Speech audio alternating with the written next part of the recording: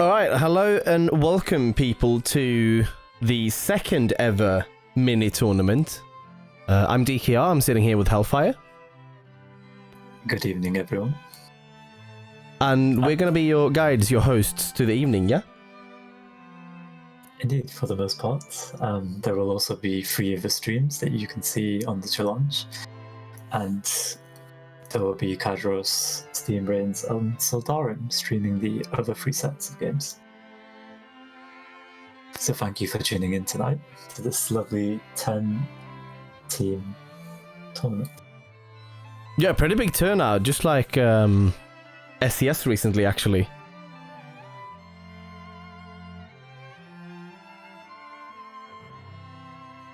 Indeed, we've been seeing a lot of high numbers in SCS and in the mini tournaments, and there's been a lot of interest in the competitive scene recently, including Crucible. In fact,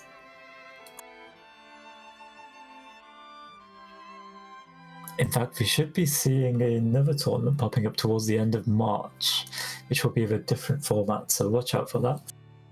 And today's feature will be King of the Hill games. Oh yeah, so this is a King of the Hill tournament, a bit different from what we usually see. King of the Hill, of course, meaning that these two teams are going to battle it out for the aforementioned hill. And are there any other differences from the usual tournaments we usually see? No, so it's purely a King of the Hill. There are no restrictions whatsoever. On each map, you'll see a score limit of 450 points. And they should be really fast-paced games, although they might be stalled out depending on if the teams can manage to decap the point and keep it decapped. So we'll see some really intense battles ahead, I predict. And it's going to be fun to see if the teams are going to go for the... Because I think what pops into everyone's mind is having the big tank ship and just putting it on the point. However, that could be a very exposed ship.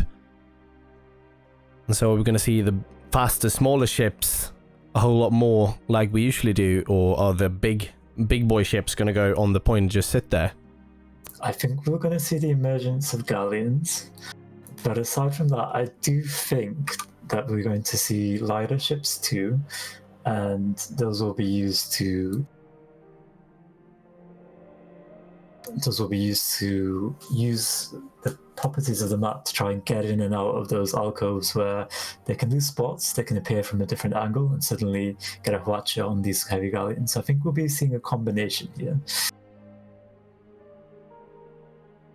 Yeah, because there's a totally different strategic landscape here for what you need. Match is starting. We're looking at the Prudish Hemorrhage versus the Jackdaws in the first match here on Ashen King.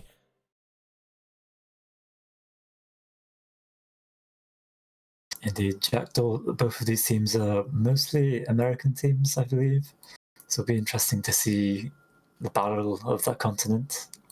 And another thing to mention is, although the game mode means there will be more galleons, there will be more heavier ships, there are different maps, and this one is kind of open.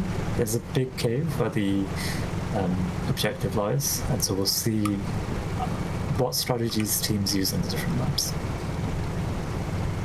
Yeah, so starting as of here, ship-wise, we've got the Cetacea, piloted by Bookshelf. It's a Caro Spire, so Carronade with a Gatling Artemis up top, with a flak cannon on the bottom.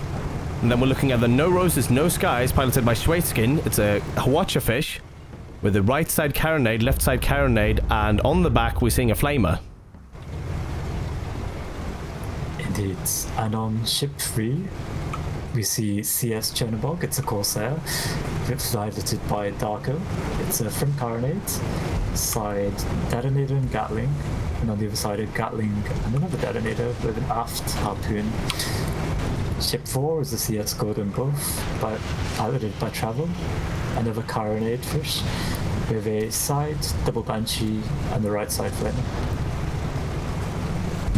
Yeah, so action starts immediately here as you'd expect, with the point being the main objective here. So, whole lot of fire already going out. No Roses, No Skies locked up top here with Chernobog, with the ZSC and the Golden Booth down on the bottom of the map.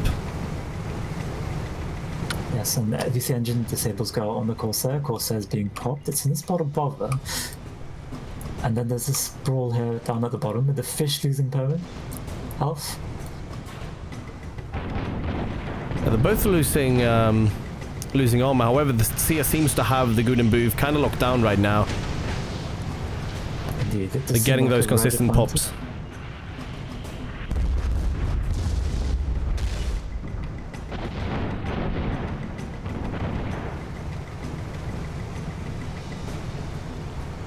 However, the No Roses, No Skies has done a good job of locking down the Chernobog from the battle so far. That then goes out on the fish. This could be a kill. On the blue fish. No flak follow-up so far. Meanwhile, a devastating Chernobog match on taking the Corsair.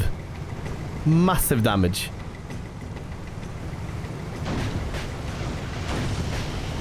And they're taking a pop here. This could be the end for them. It's a hull break on the Chernobog. And a hull break on the bluefish too. And there you go. Out comes the flax and down they go.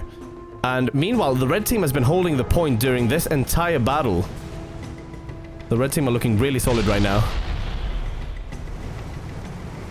And that's 170 points already, and they win the objective fights. So this is looking heavily in favor of the red team.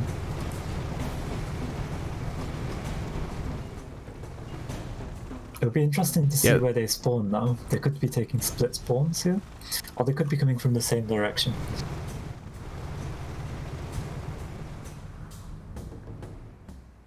And we see the red team kind of standing back to back right now to maximize how ready they are for either spawn here. We do see a split spawn from blue team.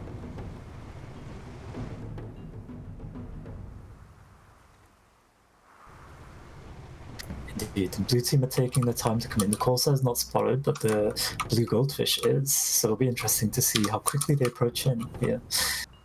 And whether the red team will rush down this goldfish. Spire is still facing away from it. That's a wonderful disable. You get both side engines, you win the fight. Redfish has a huge advantage here. Let's see if they can maintain it. Meanwhile, the Corsair is coming in. Yeah, they're getting that good pop as well. However, they are getting flamed right now. They need to be a bit careful not to get overwhelmed by that. It's a hull break on the fish. Good, and Booth taking a ram. Ooh, and down they go. Right now, Chernobog just locked in between the two red ships. And it is not looking good for the Corsair here. It's popped. It's lost its heavy carronade. And two ships are looking at it. Yeah, I mean, there comes the Hawacha. They are as good as dead here. It's only up to the red team now how long they want to mess around with this ship. Indeed, and that is an interesting strategy, keeping ships alive, just keeping them popped and engine disabled, killing them. Yeah, because the Gutenberg can't really engage now with the Chernobog locked down like this, because they're in no position to help them. Could they take the kill? And it looks like there will be one last fight here, or at least one last fight here, one last chance for the blue team to bring it back.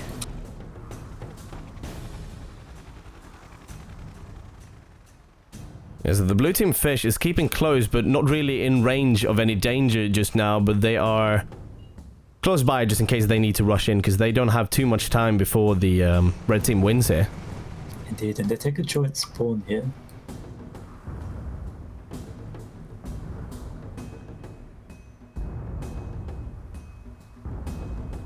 It'll be interesting to see whether they both choose to rush the Spire, rush down the Goldfish, try and barrel them off the points. There's not much time left on the clock.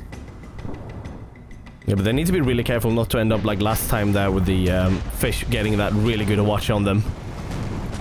Watcher goes out on the Chernobog. Yes. goldfish pots, golden buff.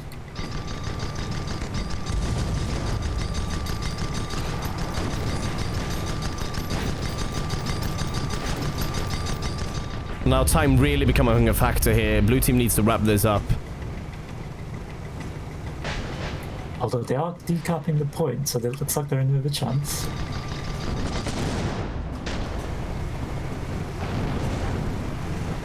Now both red teams on the point as well. And it looks like the spire's fallen off of it again. And they maintain the cap. Now bear in mind, just 13 about points for a kill. And now they're recapping here. The blue team really needs to kill them off right now.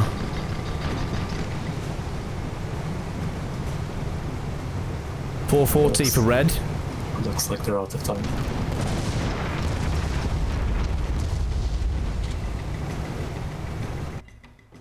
And there we go. Red team takes it home.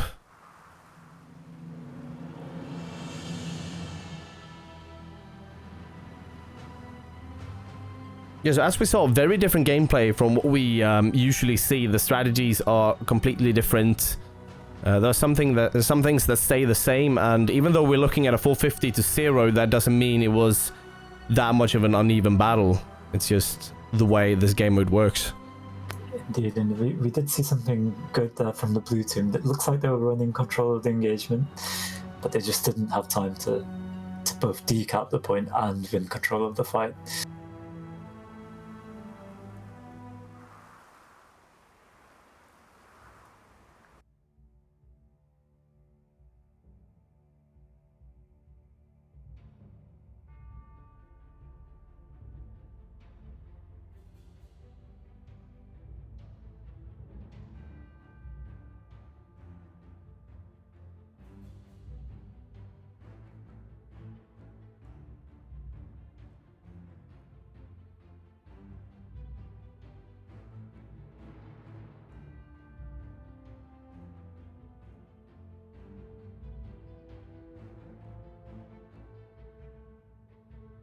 Alright, so coming up next here, we're gonna follow the British Hemorrhage as they go up against the Legio of the Hill,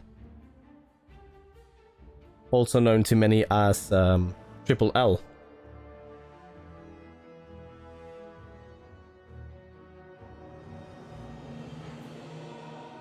Indeed, and this will be Triple L's first game of the tournament, and already it looks like they're hovering a Judgment and a Goldfish, which will be an interesting combination. So it looks like the map that we'll be playing will be on Relic, which is Derelict Deception, the map with a big ship.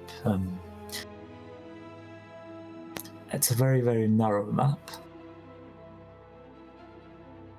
Yeah, and you basically have two long sight lines down the entire map. So long range is... we usually do see some long range here, even though it's a very small map in many ways. But there are interesting options then from the both. So there's the east and the west side where there's a very long straight, but there are options to move in from the north and the south. Although it's very hard and it's a long process, so it'll be interesting to see if anyone uses that.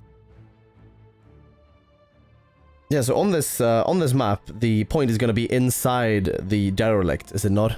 Inside the ship. Yeah, that's correct. The point that they both need to capture will be inside the ship.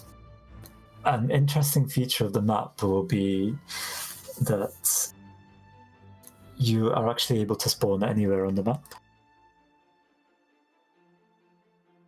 once you die.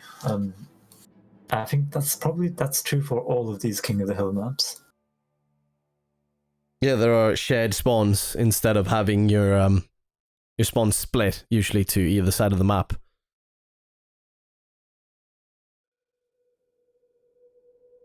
So we'll need to change the map to Relic here. Oh. Of course.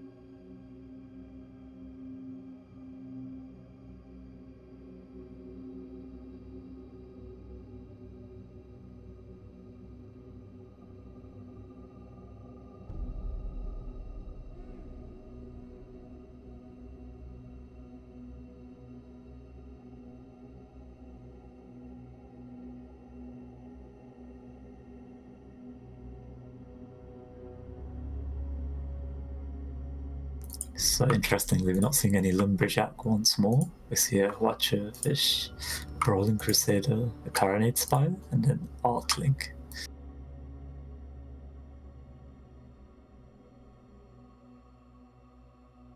Yeah, but it still seems like control is very much the name of the game here. No real pure kill ships, but mostly mostly hybrids or actual full-on control ships here.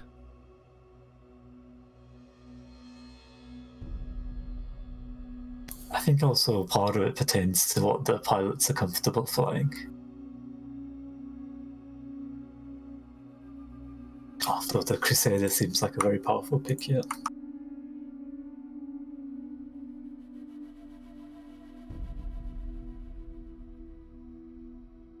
Yeah, I mean the actual fighting space where they're going to be doing most of the match is going to be a very cramped space. It's going to be long, but it's not going to be you're not going to be able to go very high, and you're not going to be able to go very low. Indeed, and there's not a lot of cover there, so it's not fascinating for use of a lumberjack. It's not fascinating for galleons because they didn't have much to hide behind. And so yeah, these forward-facing ships are probably wise choices for both teams. Let's see what they end up with.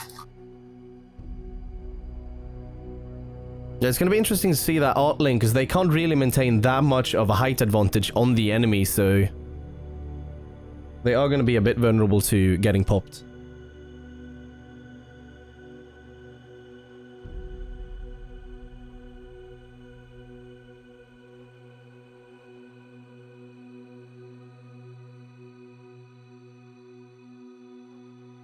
There goes the ship lock. We do see a lumberjack.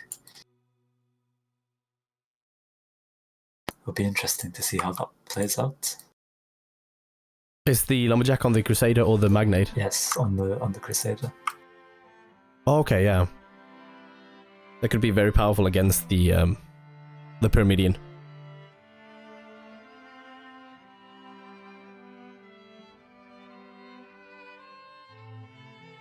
Indeed, as you said, get the pop on the Pyramidion. Suddenly the Artemis will have a harder time finding Arc. And well,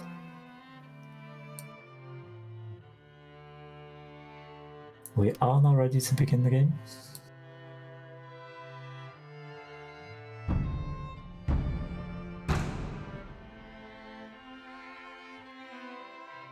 Alright, and there we go. Straight into Relic. Yes, a fun fact, if you can actually find the letters relic in the name derelict. And I wonder if that's something that's intentional, or if maybe the devs were looking for a name for this map, and this was their way of being creative.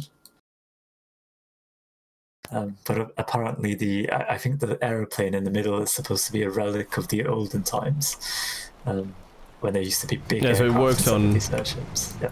Several layers. But I'm gonna start us off with the fifth element, piloted by Mosine. It is a Watcherfish with Caronade on right side, Caronade on left side, and a Flamer on the back. Along with that, we've got the Popcat Moth, piloted by Merwin. It is a Crusader with a left side Lumberjack, Flak, and Gatling, and a right side Flak, Gatling, and Watcher. Yes, and number 3 is a Magnet, piloted by Bookshelf. It's a Watcher, Flak, Gatling left side, and a Caronade, Gatling, Artemis on the right side. And ship 4 is a Artling Pyramidion. It's piloted by Schwayskin, Artemis, Gatling front with Artemis on the balloon side, and Flak Artemis on the side. Yeah, we saw a nasty Watcher go out there on the blast casualties, taking out every single engine on the ship. And down they go. And again, the Flaks go on the Magnate just after the reload that killed the Pyramidion. And the Magnate's immediately dead. Now that is clinical. Yeah, so blue team did get the cap, however, red team did win the battle. So they get to get a hold of the point here now.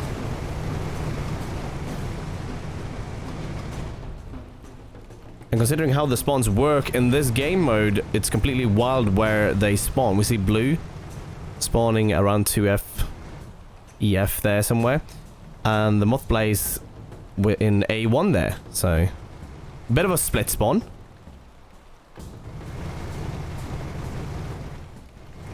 Indeed, and it's interesting to think about the purpose of the split spawn. Presumably they want the lumberjack to only shoot one ship. But here we go.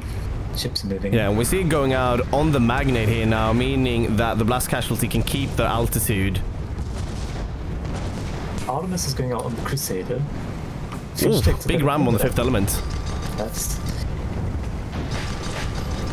It's actually a fantastic ram, turning the Helfyre away from the pyramid.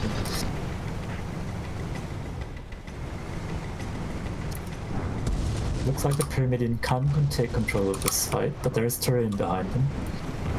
And the Magnate seems to be at a severe disadvantage here to the Crusader right now. With the blast casualty getting double teamed. Indeed. It looks like the Crusader has chosen to pop the Magnate, switches to Pyramidion. He's in the world of the hull goes down. Because once again we saw that Pyramidion losing every single engine on that ship, and that means you're just basically a sitting duck at that point. Just as we see the Magnate lose 2 engines. Hull goes up.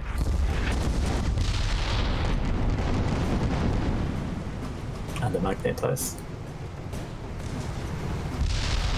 And the Crusader! That's an interesting factor of this game mode, though, that... Let's say your ship is damaged, right? That's only going to cost you 13 points to fully repair that ship. That may be true, but the Blues team has both of their ships spawning in first, and they might be able to actually cap this point, which could go in their favor. Yeah, right now the fish is... that was a bit mistimed, and I don't think it was on purpose either.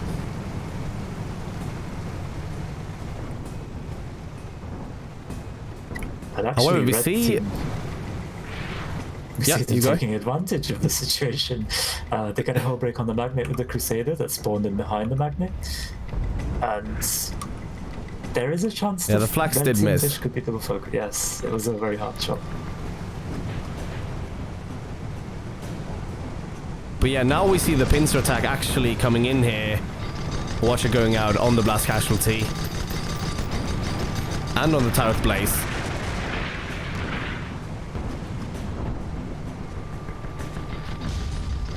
Turret blaze almost completely disabled and it's broken. The flags go out, but they're in arming range.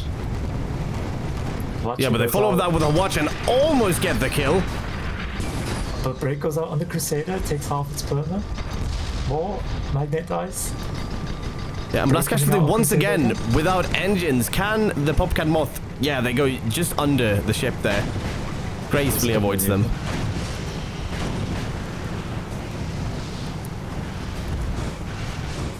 Again, a nice. Now slowly roasting them.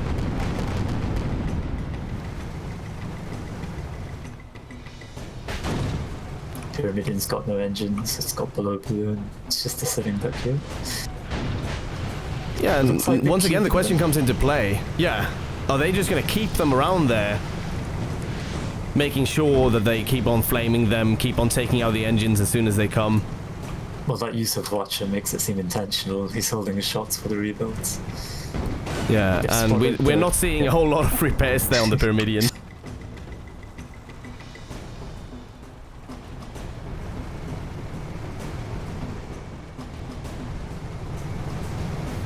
So interestingly, they actually took a spot on the Magnate, and I think that's what induced the kill on the Pyramidion. They saw the Magnate moving in.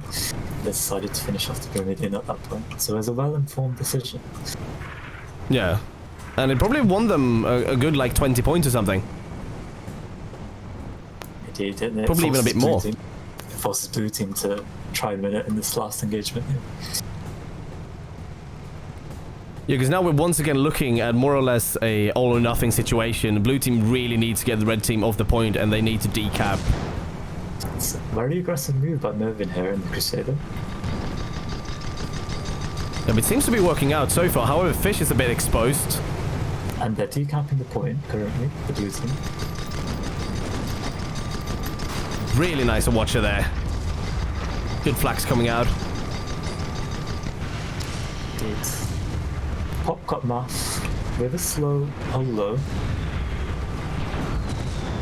Looking for cover from the Pyramidion. Blue team has decapped right now. And they are currently actually capping. And then we see a blue cap. Looks like they're in a stronger position here. Fish is not in the best position, takes a hull break. Yeah, and Popcat Moth has been forced out of the derelict so far. However, they get the kill on the Magnate. This doesn't leave Blue with much space. If they can get a Pyramidion kill, a Crusader kill, they're in a strong position. Blue Pyramidion is completely disabled, so there's no chance. Flags go out. And the Pyramidion Yeah, and there waits no time because they want to get that point capped again.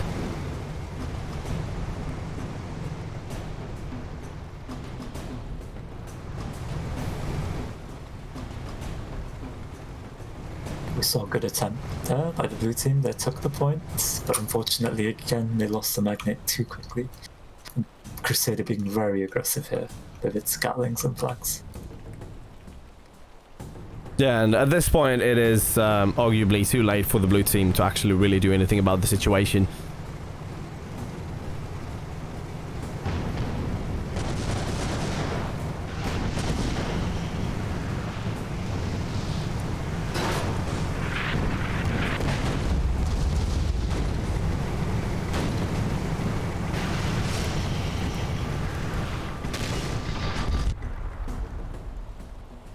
We actually saw a kill on the Magnate end the game 3 seconds earlier than expected. Yeah, and that can seem minor in the grand scale of things, getting 13 points for killing a ship, but that can add up over the course of a game.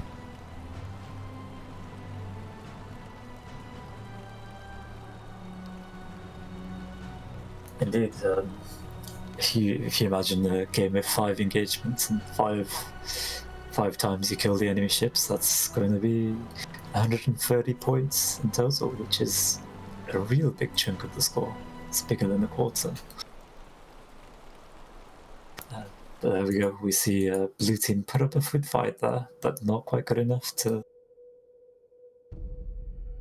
get a nice score on the board. So we actually did see the Lumberjack be quite successful there in controlling the Magnate, and I think it was an interesting choice from that perspective. I generally don't think I saw much Artemis shooting from the Magnate during that game. No, I don't think I noticed it very much.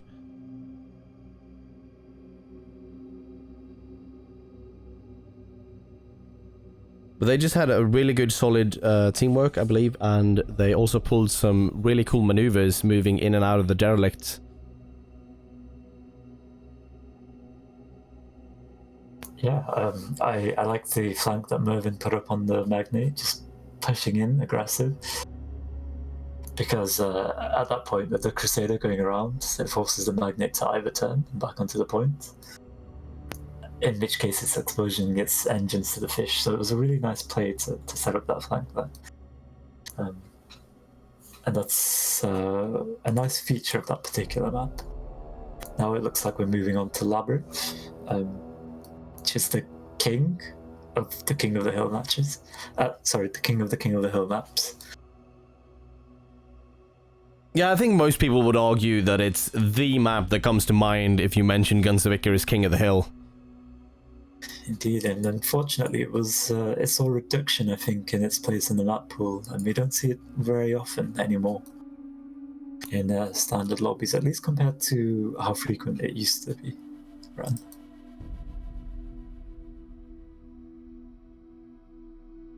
And so this map has the globe that I think everyone who knows this map knows about, the big globe in the middle, in which you can sit, you can get stuck, and you can have some unfortunate accidents upon.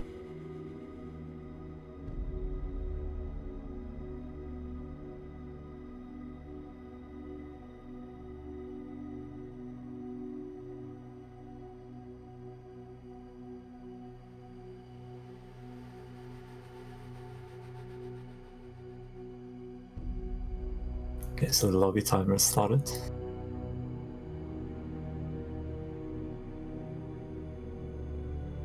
And so we have the Phobos and Rider coalition entering into the fray here in round 3. Because on the red we have Legio of the Hill, which we saw in last game.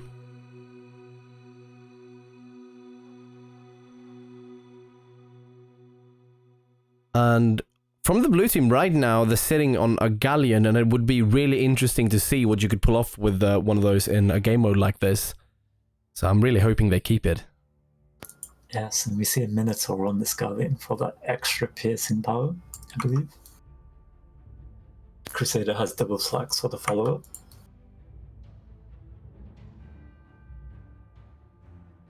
But it does bring to question the galleon's ability to threaten the goldfish here, since they're only running a Huacha and a Minotaur on the starboard side? Port side? Help me out here. Port has 4 letters just like left. Okay, so they're only running a Gatling Minotaur Huacha on the port side, and it's questionable whether that actually offends the fish enough. But it will be a big threat to the Crusader. Because what we're looking at here on blue team is actually 2 ships that I generally think of as very vulnerable to Huacha and to Huacha fishes, because they can easily get locked down. Indeed, and there is some counterplay available. The Galleon could take another carronade, but they choose not to. The Junker, however, does have a lot of balloon mobility, so unless it's popped, it's not very easy to get a good Huacha onto the Junker. And it looks like the Junker's planning to do a lot of popping here with 2 carronades, Flamer, a Banshee, and a mine launcher. And he's also hovering drift sail at the moment as a pilot tool, which would be interesting to see on Labyrinth, because there's a lot to bump into on this map. Yeah, with the added mines, there's just so much more to bump into, so let's hope they keep that. It would be, it could lead to some entertaining situations. Indeed.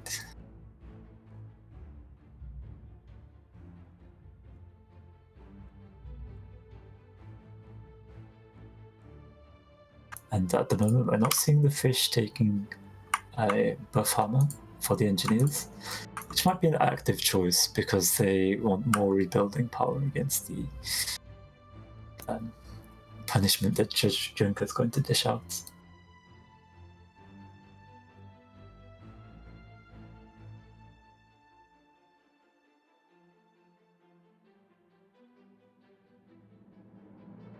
Both teams seem quite firm about their choices, although we see a change on the Junker.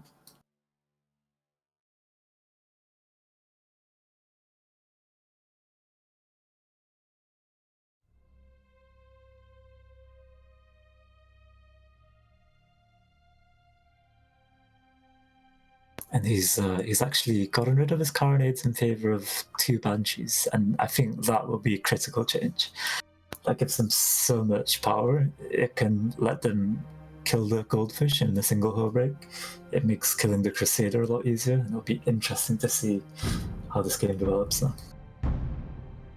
It's just that much more harassment as well compared to the carronades, because you just have that much more range. Indeed. It lets them be flexible in switching targets, which is also a good thing when they want to follow on the Gatling and the Minotaur with the Galleon ally. I think it's a very smart change here. Let's see who gets on the point first. Yeah, so we've got the 5th element piloted by Mosin, just like last match. It's a Huacha fish with a double carronade on the sides with a flamer on the back. Then you've got the Popcat Moth piloted by Merwin. We see the left side Lumberjack, Flak, and Gatling just like last time, with a Huacha, Gatling, and Flak on the right side. Ship number 3 is Assault Mining, piloted by Ictro. It's a front Banshee, on the left side double mine launcher, right side Banshee Gatling. And ship 4 is the Execution, piloted by Finks. Port side Gatling, Minotaur, Huacha. Starboard side Huacha, Carronade. It's a hull break and a balloon break on the Junker already. But they're Yeah, but blue team is currently capping the point, and they do have it now. But the Popcat Moth is putting the Lumberjack on the execution right now. Hull break on the Crusader, no Banshees from the Junker. We see they missed an opportunity there, but the fish has been focused now. Hull break fish. Fish eating a lot of perma. It's down to a quarter health. Yeah, we see the power of those Banshees going out there, just the sheer spam of it, making it hard to keep up with the repairs. Yeah, 17 stacks on the blue and 8 stacks on the hull break on the fish. And we see the Crusader swap to the Junker here with the Lumberjack, but it's struggling. It gets a pop.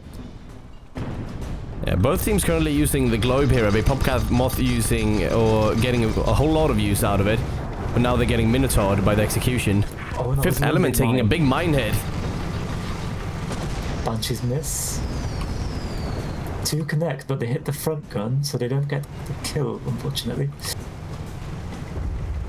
We see the Galleon making very good use of its drug shoot here to maintain altitude. A pop goes out on the fish. Watcher goes out on the fish, getting all engines. Hull break on the fish. Ooh, and they just bop that balloon to their death. It's in the world of pain. Hull break on the Galleon. Hull break on the Crusader. Banshees them already. You see the Crusader lose almost all of its filming. It's broken again. Yeah, they did get that hull break, but I think they were under too much pressure to actually do anything with it. There we go. Right, so 130 for blue. Indeed, they're in a very strong position here. This Galleon is surprisingly pop resistant with both the drogue shoot, double rebuilds on the balloon, and the fact that it's a Galleon and it doesn't care too much about being on the ground. So I think it's yeah, we did see the Popcat Moth shooting them a whole lot during that first engagement. Yeah, and they just shrugged it off. They were like, I don't care, I'm gonna shoot you with Gatling and Minotaur. Yeah, exactly. Whenever they get that Minotaur on, getting those lumber hits is just that much more difficult. Now, Fifth Element moving around here, skulking in the shadows. Popcat Moth coming from the other side. So once again, we've got the split spawn. Fish is spotted, Crusader is not. Salt mining looking for Banshees on the goldfish. Yeah, now Popcat Moth revealing themselves with some Lumberjack on the execution and on the salt mining as well. They get the pop. Fifth Element. And Fifth Element Oh! immediately dies on the globe after that hull break. Yeah, the globe can be really dangerous. A whole lot of geometry going on there. Popcot mouse getting it. Disables on the side engine and Gatling. Salt mining moving in speeds you wouldn't expect from a Junker.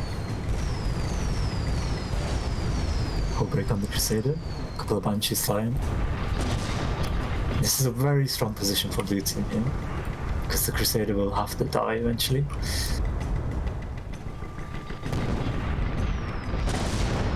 They do get a watch out, claiming a whole lot of components on the Junker here. And Junker Hydra is just a bit too high. He could have killed the Crusader, but he panicked. But still, blue team are in a Fifth Element coming in now. Yes, yes. Oh, and Junker now taking an uppercut. But it's the Popcat who takes the damage. And I think that was all thanks to the Galleon's position here. So Crusader was not going to last long with the Galleon shooting it from. There's always a danger to ignoring a Galleon and letting them just pump out all of those guns. Because they do have 2 heavy guns and 1 light gun aimed in your direction. Indeed, side engine lost on the fish. And this fish is lost. It's lost all hope. Yeah, they might just want to die here to get that full reset to try and get one last good engagement on the point. They don't have the element of surprise. The red fish is balloon low. Crusader's moving in though on the Galleon. Could get the Helfyre. We see the Galleon losing a whole lot of components here. They lose the balloon. However, the salt mining is supporting their ally. And that's a beautiful recovery by Tuner of Space there, getting the Watcher, the Hull, and the Carnage. Botcat Moth kind of on its own here for a while. They lose their Watcher. Tries to hide her up to his ally. Junker needs to be careful about that fish right next to them. The Crusader's in trouble here. And the Galleon's making a move. Yeah, we see how Watcher going out on the Junker, but they don't seem to mind too much. They have lost a whole lot of components. Popcat Moth now going on the Junker. The hull break on the Crusader, does it claim it? Yes, they get the kill. Now the fifth element locked on the ground with no balloon.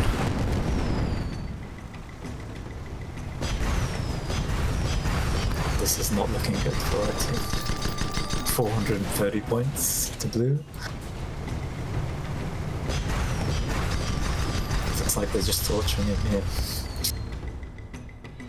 Yeah, and as such, blue team takes home the victory. They claim the point of the labyrinth.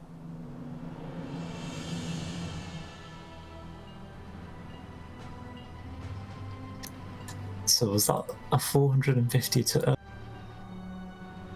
450 to 0. It's a very strong result by Fergus and Ryder here. Yeah, I think we saw that Galleon using the globe very much to their advantage throughout most of the match.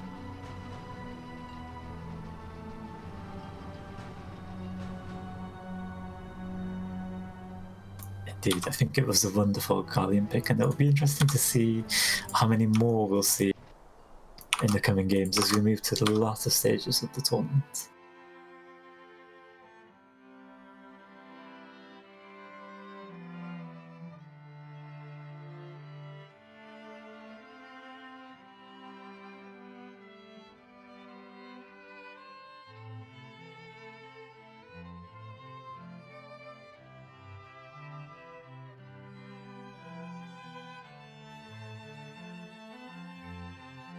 And so moving on, we're going to be following the Phobos and Ryder coalition against an unknown opponent so far, I believe. Indeed. So it will be the victor of the match between SMGS and Glow Water Research Expedition. So SMGS will be Water and Sandstrom against Renson and Keb.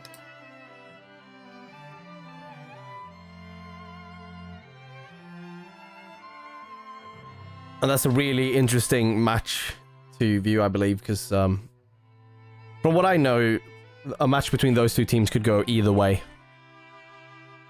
Indeed, I think that they are two of the strongest teams at the moment in this competition.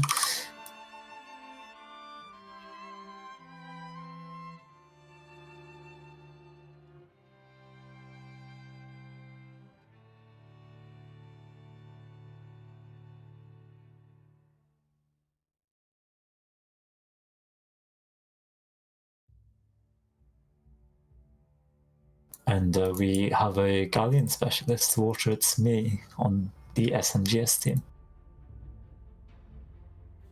Yeah, so it will be interesting to see if he's going to bring that Galleon, the Queen Kerwin's Revenge, into these matches.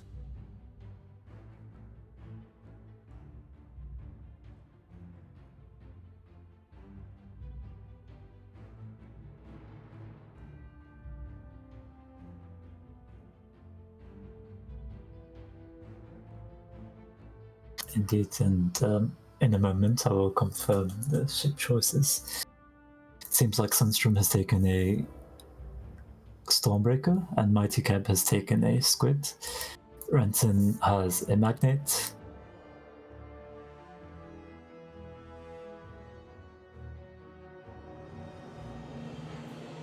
And we're waiting on the respawn from Water to see his final ship. Ah, he's taking the Goldfish.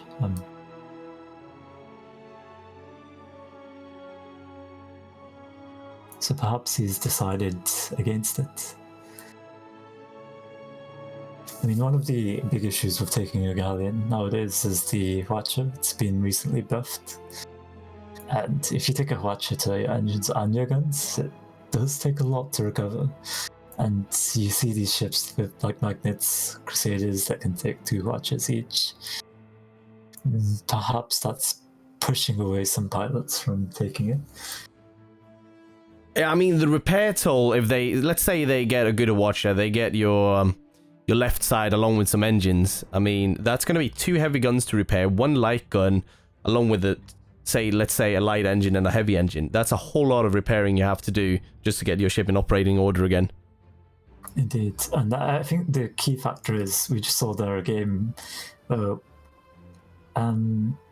L actually had 2 Watchers, but they weren't really connecting them consistently on the galleon because they were not able to get into range. I think if you take a lighter ship that even lighter than a Goldfish, you might be able to force those opportunities to happen, and that could be the difference that really keeps galleons out.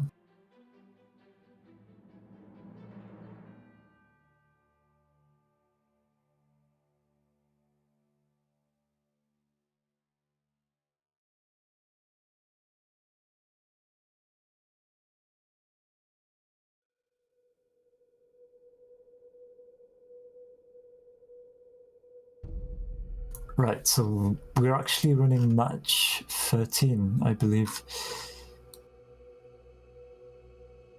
Are we running match 13? Yes, it well, it kind of got put to the end.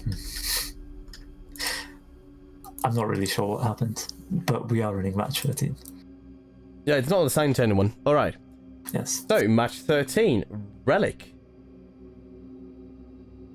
That's going to be in between... Right, so we're following Legio of the Hill. Who will be against the winner of this match between Goyo through mini history and King of the Shill.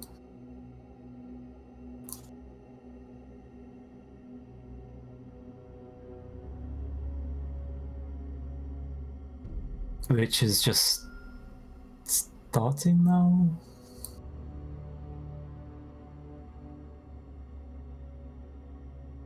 No, that's not right. Oh, okay, yeah. So the game that decides who's playing against Triple L is just beginning now. Right, so we've got quite a long pause ahead of us, presumably. Well, it depends on how quickly the match goes. But yes. Yeah.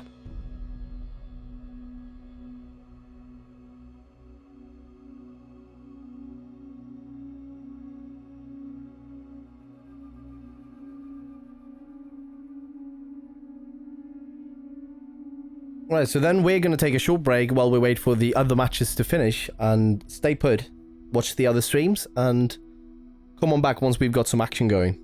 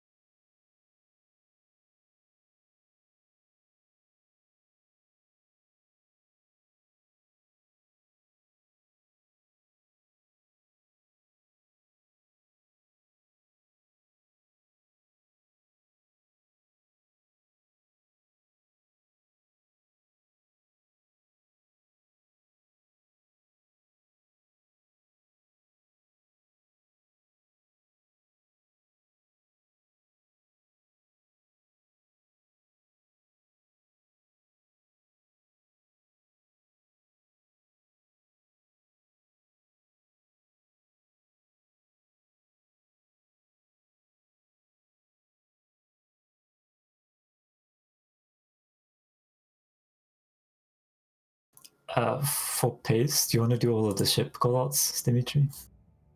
I can do that, yes. Yeah. And also, welcome back, everyone. After a brief intermission there, we're on our way here. We've got the lobby between Legio of the Hill versus King of the Shill. Some very themed names. And with us now in the commentators booth, we've got Faded here as well. Hello.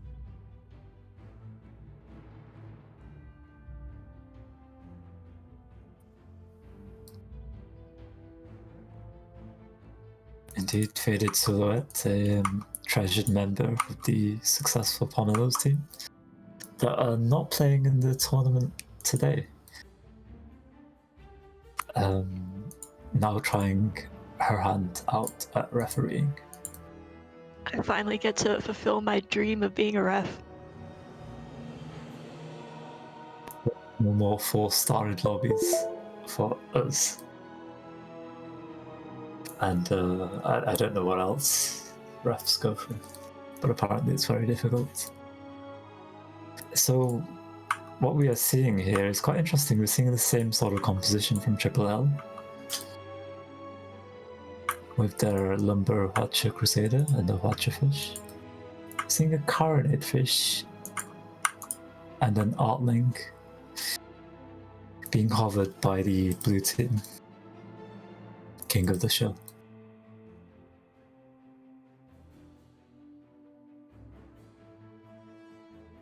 And I mean, it's a bit like the competition they went up against on this map prior with the Artling. However, we've got a Goldfish now instead of the I think it was a Corsair that we're battling. Magnate, yes. The first game was a Corsair, interestingly. Although I do think here the Goldfish on the blue team, the Caronate Fish, could be showing down Musen's Watcher Fish a lot harder. And I'm not sure Triple L have the tools to deal... yes, they don't currently have the tools to deal with that.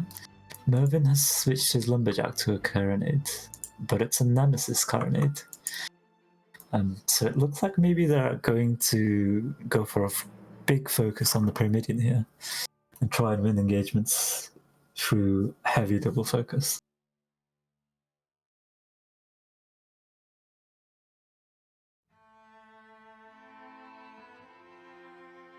Because last time we saw them, they were very into control, and we saw them splitting the engagements with some popping power and doing some really good double focus. I think they'll be keeping this up, but they need to watch out so that the Goldfish doesn't get to the Crusader.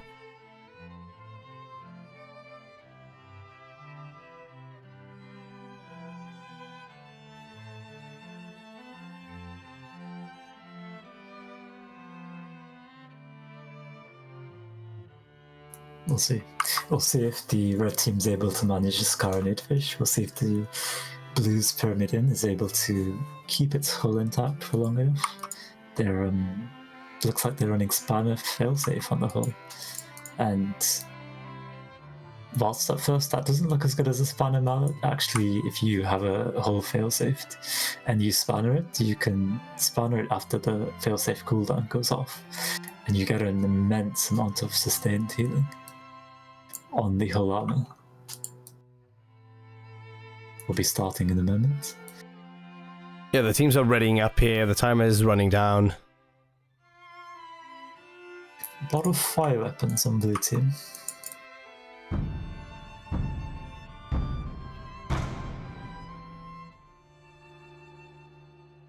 And as such, we're once again heading into Relic. Very interesting map. A whole lot you can do going in and out of the derelict with little holes there in the side of it.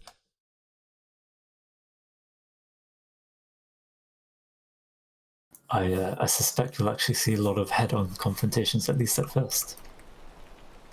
Yeah, so going through them real quick here, we've got the fifth element piloted by Mosine. It's a Watcher Fish with a right side Caronade, left side Caronade, and back Flamer. We've seen it.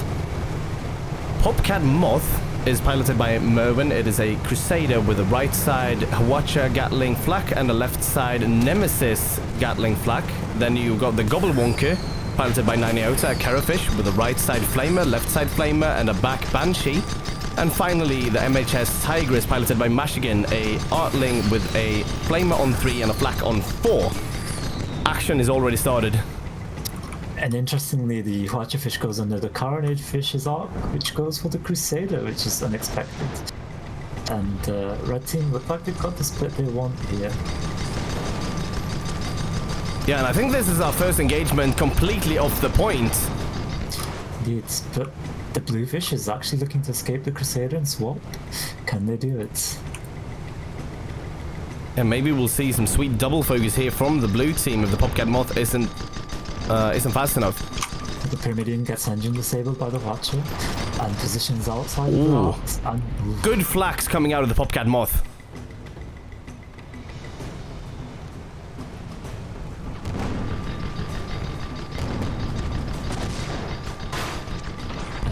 Good to watch on the Tigris. Watchers, Wax, and Red Team are capping the point. So the big contention in that engagement was really the blue team deciding to fly past the red goldfish with the Carnage Fish. It was really imperative that they keep to their strengths and they focus on popping this Watcherfish. That will really open up the engagements for them. Let's see if they notice this and use it in the next engagement. And now we see a bit of a split spawn here. Not as split as we're used to, but the Gobblewonk spawning to the side of the ship. And the Tigris coming in from the west. Disable on the flak.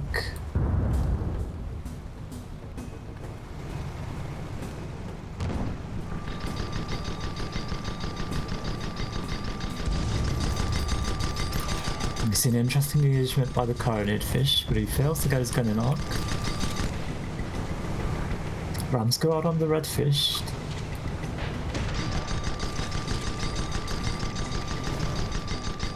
Fifth Element is in a bad position here. Can they get their hatch in arc? But Hobart goes out on Gobblewonk and Yeah, the Popcat Moth has been very on point with those flaks. In all games we've seen them actually. to execute a goldfish in a single hull break is exceptional work there.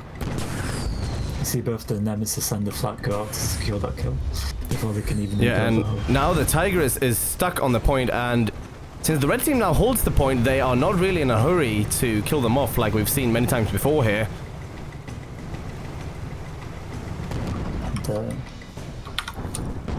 we see the Popcat Moth go out to fight the Carronade fish, which is exactly what they want. They want to keep that ship off the Watcher fish. It's an aggressive play here, but it's a very thoughtful one.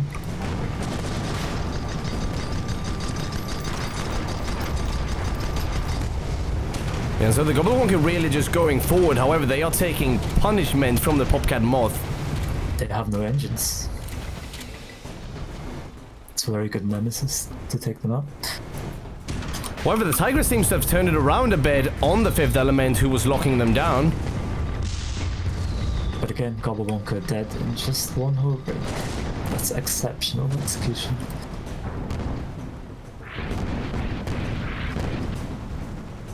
And again, Tigrex still held here. They're not looking to kill him. Well, perhaps. Perhaps Fifth Element is not looking to kill them, but these flags are just bloodthirsty.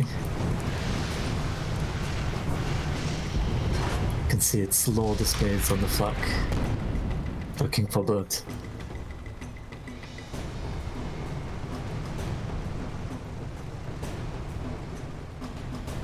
And again, I don't think we've seen once the Carronade get 2 shots in succession on the Watcherfish. And that's really Blue Team's entry into the fight here.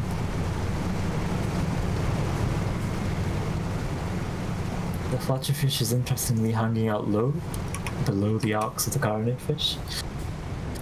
And so all the Carronade fish has to do is come in at the same altitude or low. We'll see if that happens here. Yeah, because that's a really interesting strategy, although very risky as well, because if they do get the pop, I mean, you're in dangerous territory. Tiger is coming in here, shooting some shots at the Popcat Moth. Gobblewonker coming from the other side.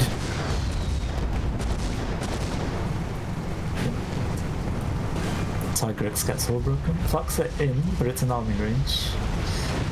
It's hull broken again.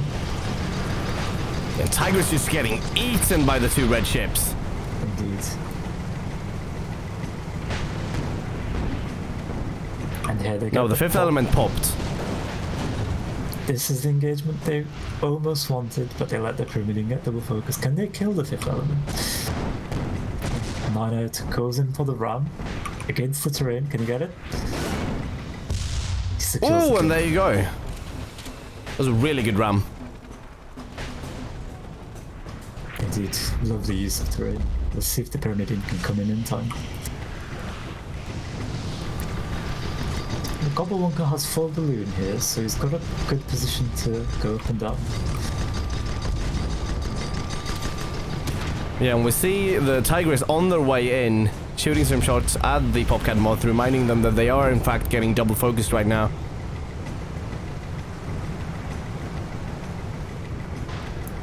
And that's a whole break on Popcat. Blue team have captured the relic.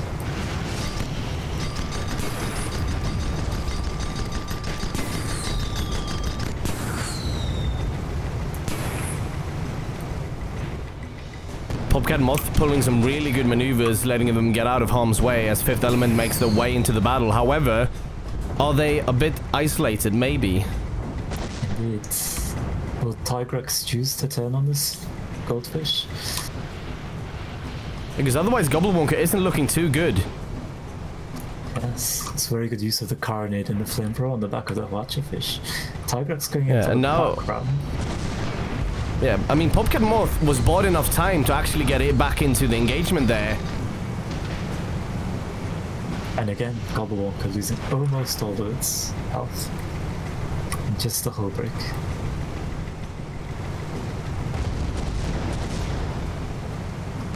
Pyramidion uses front guns.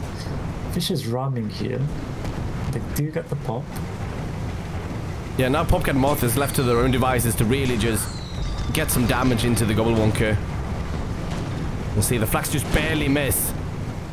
Popcat Moth is broken, but we don't see any flags go out yet. Flags go out extremely late there. Another Tiger is taking a whole lot of damage. So is the Popcat. And Popcat goes down. Fifth element is popped. And hull broken. And he's wearing into terrain. Can he get past the Gobblewonker, or will Gobblewonker be able to sit on him? Yeah, it's currently a blue-controlled relic, so Indeed. red team doesn't want the fight to go around out here. It looks like this fish is gone. He's all broken, balloon broken. Ooh! Some last twitches there before the death.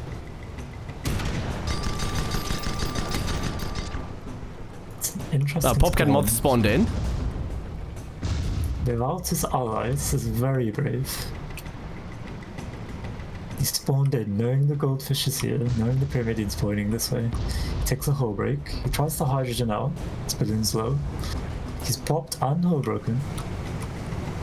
About to be I'm backing up against terrain. It's not a good position. And he's done. Yeah, now the fifth element, these are really mistimed spawns, because now the fifth element is alone against these two ships. Now we're about to see a hull break. A pop's going to come in a moment. And this carronade fish is going to have a field day. He rams the relic. Gets rammed by the blue fish. Gobblewonker. And they are up against the terrain! No! Oh! Just barely make it out of there. Misses the ram. But they are still in trouble. And you can see Crusaders holding their spawn in. Oh, no, Crusaders spawned in again. Yeah, but they can stay out of it a bit more this time around and hopefully get a full reset on their engagements, because this has just been a meat grinder so far. And 300 for blue right now. So red needs to start thinking about recapping this point. Indeed, it doesn't look like they'll get many more chances to do it.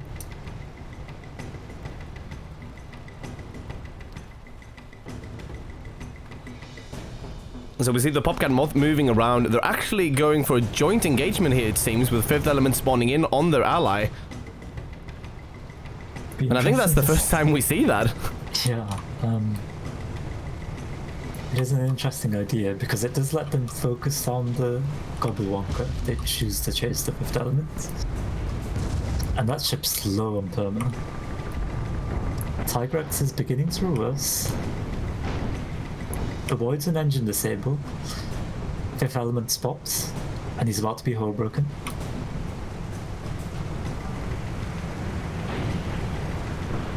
Flame is going out on both sides here. Gobble. Gobblewonker losing armor. Popcat Moth just rammed out of arcs by the Tigrex. It's a wonderful move by the Tigrex, but Gobblewonker's still in enrolled up pain here. Can the Tigrex do something to the Pop Moth in time? If they can get this hull break, they can get those flax in.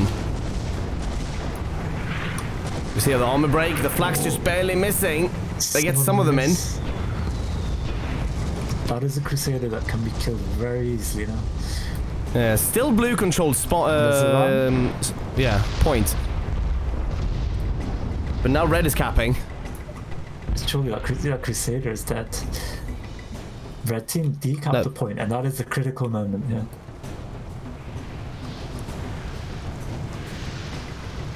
Tigrex getting grilled, and they go against the terrain and explode. There was a subtle mistake there, and that was turning on Claw next to the terrain, causing that collision to spin the ship around at maniacal speeds. You see Gobblewonker spawn, but so does the Popcat. Yeah, and they've spawned on the same spawn here. Do they see each other? Gobblewonker ignoring the Popcat, which is not a good decision. They could double focus the Popcat. Yeah, we saw what happened last time they did that. Yes, Tigrex behind the Popcat, but he's going too slow.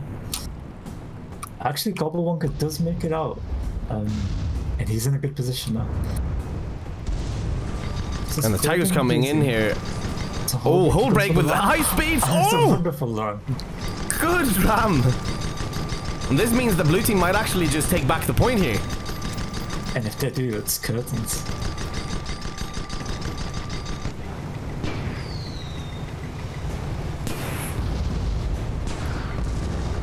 Fifth element broken, taking fire from both ships.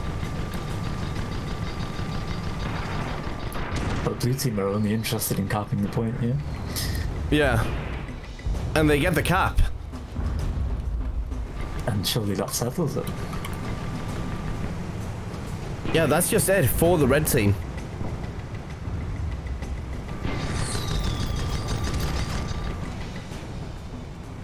They're trying to end with a kill. They just don't get it, I don't think. We'll see on the score as soon as we get there. Indeed, I don't think they did.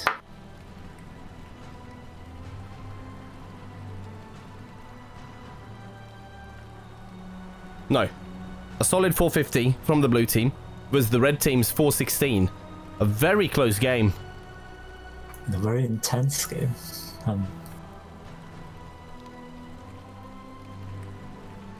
Saw a lot of interesting developments there. And in the end, I was surprised that Triple L chose the engagement where they went in together.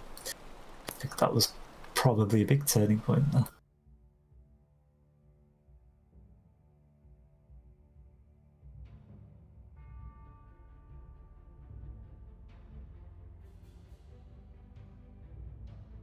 Alright, so moving back to the upper bracket, we're now looking at match 16.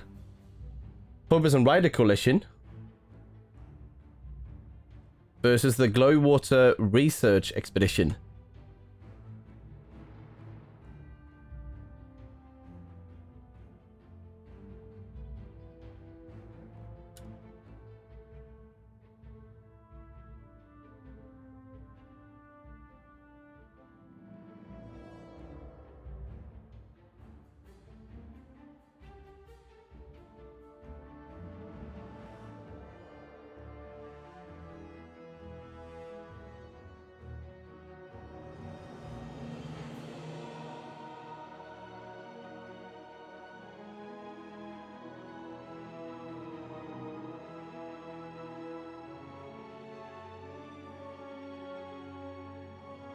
Indeed. So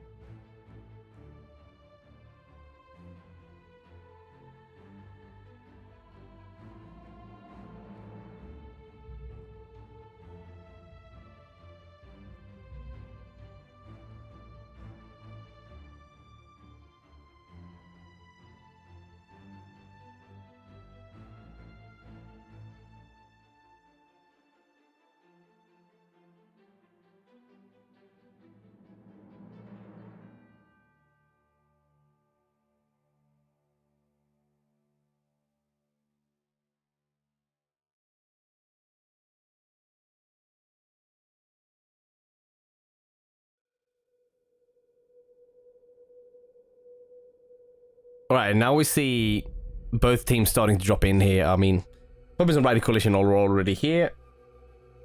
Glowwater Research Expedition are currently trickling in.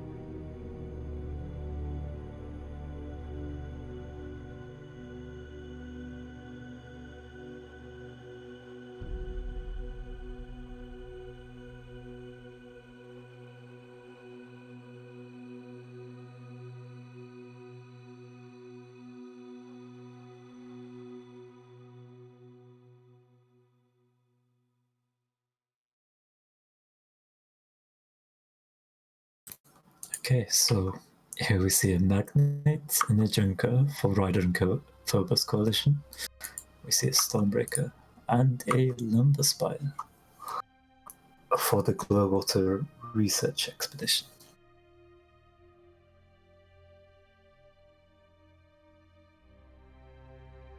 Yeah, and this match is going to be really interesting. I mean, these are big teams. We know what they can do.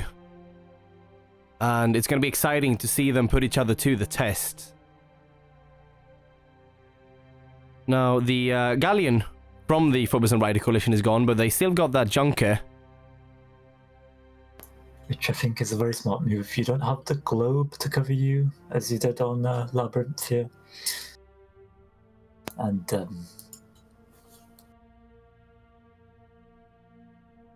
I think the blue team, the Glowwater Rider, the Glowwater Research Expedition, will. I don't think Glowwater Rider is something that you will be seeing for a while.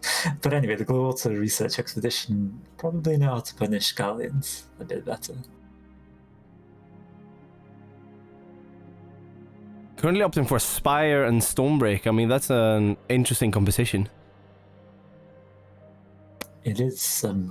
Both are ships that have very low armor. So if they're shot by Gatling and Banshees, which is exactly what the Junker has, they'll be in a world of hurt. Spire is vulnerable to the Magnate's Hades. And really, it seems like blue team are relying on their Lumberjack, their Watcher, to grasp control of the fight. If they don't get those disables, if they don't keep the engineers on the red team busy, they will quickly suffer from the returning fire of the red team. Now, interestingly, the red Magnate has a Hades Lumberjack flak side, which means it's able to fight back really effectively against the Lumberjack Spire. Because even if the red Magnate is popped, they're able to return fire onto the Spire, and the Spire will suffer a lot more than the Magnate will be suffering, assuming that the gunning and the repairing is equal. I mean, 3 out of 4 of the ships in this lobby here are very susceptible to Lumberjack. They've got big, very clear balloons. It's not very hard to get those shots in, depending on the situation, of course. Indeed. And perhaps the strength of the Stormbreaker is that it's probably able to evade the Magnate most of the time. I think that might be the deciding factor in the game we're about to see. But perhaps we'll see some really good double focus from the red team. Because the Spire doesn't have the greatest places to get cover from. It has some vertical cover on either side of the cave, but all of that is, for the most part, outside of the cave, on the edges of it. So we're going to run through the ships quickly. We've got the Pure Nonsense with the left side Watcher, Flak and Gatling, with a left side Hades, Flak and Lumberjack. It's a Magnate piloted by Finks. Then we've got the Salt Mining, a Junker piloted by Eggthrill. It's got a Gatling, a double Banshee on the right side with a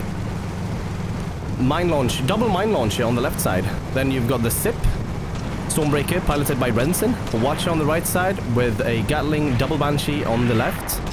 And the Sturdy's Cracker, the Lumber Spire piloted by Keb. It's got Hades and Flak upstairs and a Flak downstairs along with the Lumberjack.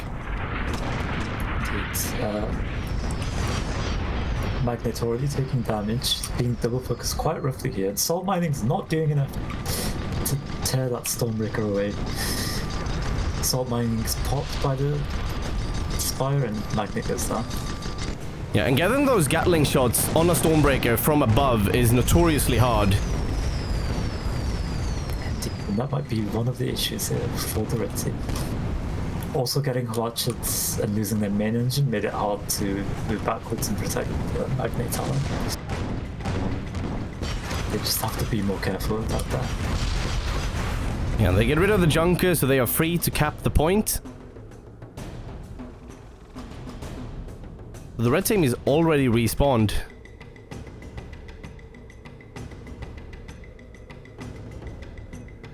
The Magnate moving forwards. Gets a spot on the Stormbreaker. Spot on the Spire. And currently unspotted themselves. Another spotted to Salt Mining picks a split spawn.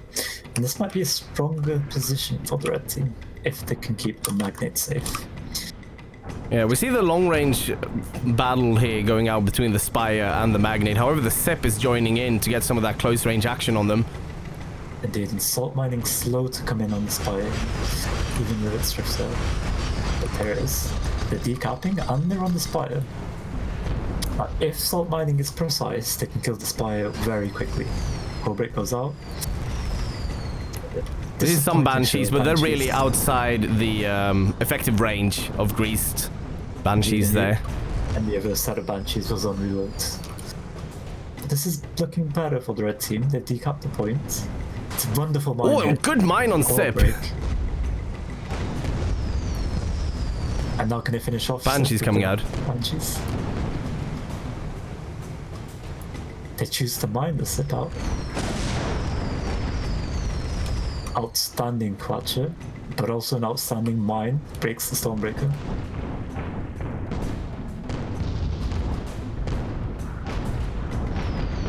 They're taking heavy punishment from the Spire here coming in. Getting some good damage on the Junker. He's gone. But that also means the mines are gone. So Stormbreaker can now progress onto the Magnet. Magnet's doing a wonderful job against the Spire to keep it out. But it's against two ships here, and it's not looking good with the Sip fully recovered its balloon, it's buffed its balloon, and it takes the Magnet down. Yeah, they just can't battle the Spire while having the Sip on them. That's just too much pressure. Indeed, but they are doing their job correctly, and it's good to see. I think the only thing we need to see from Red Team is that balloon needs to be buffed, and they need to be dodging those Watcher shots. I think that will be the big factor. Yeah, they also need to get the Junker in there a bit earlier, I believe, because we've been seeing the Magnet getting double focused at the start of every engagement here. Indeed, that is also an important factor here. We see buffs going out on the Junker engines. And I'd like to say buffs on the balloon, but I'm not seeing that. Yeah, and once again the Magnate here, looking at the double focus. However, the Salt Mining is moving in at ridiculous speeds for a Junker. Sip is balloon broken, but the Magnet's disabled again. Spire is in a really bad position. Break. Bunches are slow. Yeah, we'll see if Sip can do enough damage here to get them to go off their Spire. But it looks like both the Spire and the Magnet are going to go down here.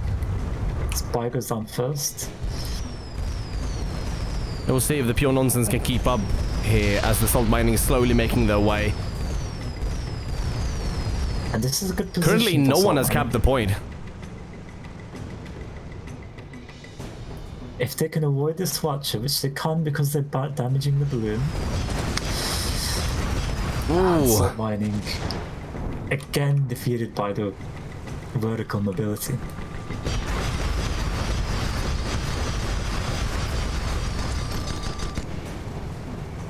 Now we see a whole host of Banshees just going out on both sides there between the Sip and the Salt Mining.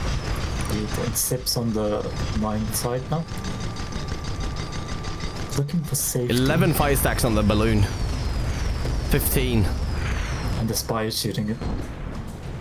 Mine does hit. However, Red Team currently holds the point.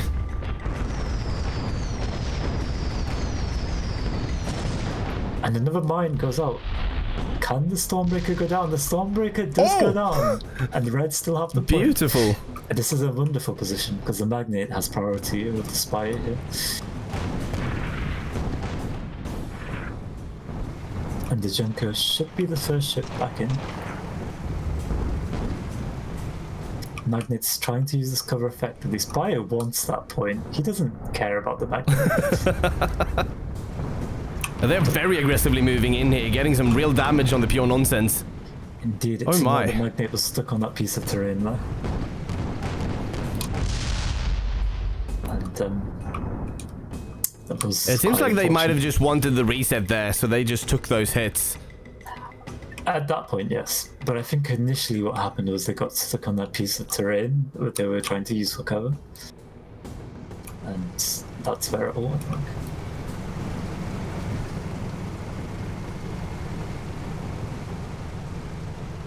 Salt Mining waiting patiently. unspotted. Yeah, the SIP moving out on a bit of a scouting mission here. They're gonna see the Salt mining just around the corner.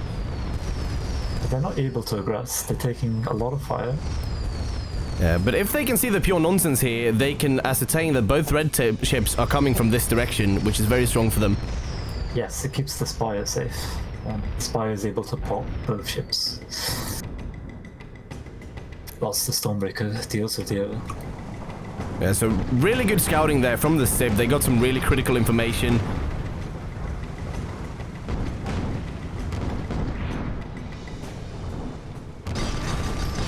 Unfortunate bump from the Sturdy's Cracker. A wonderful Watcher again on the Junker. Main engine and the guns are out. And the Stormbreaker's right for double focus. Can the Magnet take the Spire? But there's no Hades going out. Hull break on the Spire. No Flax though. Flax are going out. Yeah, they're putting the close range side on them, getting the watch out. The Spire's broken. Again, no Flax. See, the SIP are on their way in here.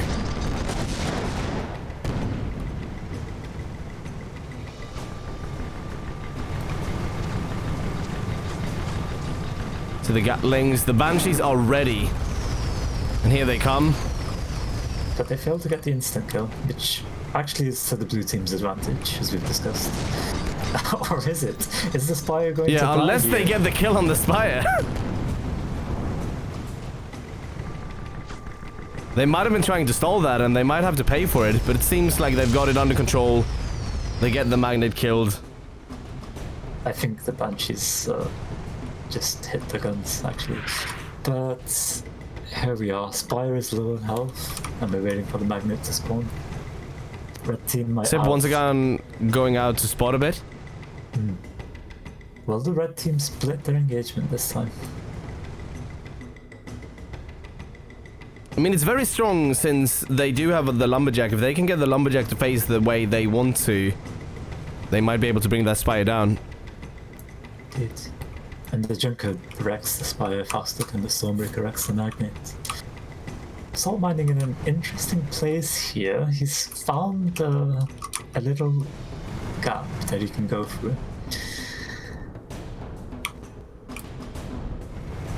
Oh yeah, okay, so he's ready to go in from the side here. Yes. And question is blue team aware of this little crack here? I mean, it's a bit awkward to get through as we see. But they are in. Magnet taking some heavy double focus though. This Stormbreaker wants to protect his ally. You can see him moving back. The Spire's about to be hull broken. So is the pure nonsense, and they take flax. And they are low. And again, the wonderful Havacha on the Junker. SIP has walked into Havacha, gets all engines disabled and hull broken. Whilst the Spire's They still have their balloon, and they're using it very well. They have their balloon, but do they have their Spire? Just barely. Magically, the Spire stays alive, and that means blue takes this. So really intense match there. The point changed hands a whole lot of times during that match, especially in the early game.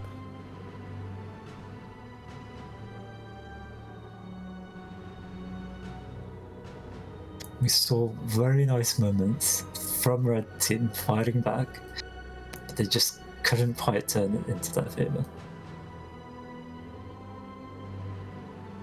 I suspect with a few more adjustments, they would have had the advantage here. It was a very intense game.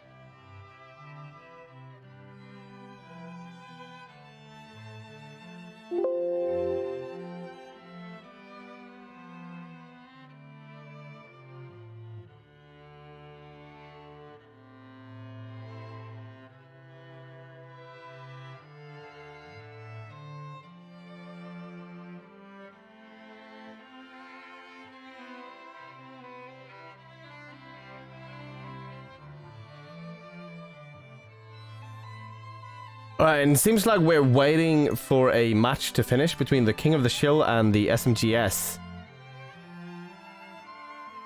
Before we can take on the lower bracket finals, which will feature the Phobos and Rider Coalition versus either the King of the Shill or the SMGS.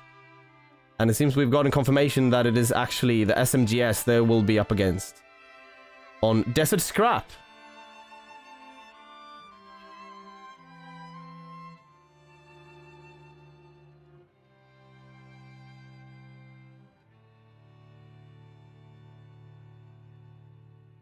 Indeed. So SMGS coming out ahead, but it looks like it was a tough fight.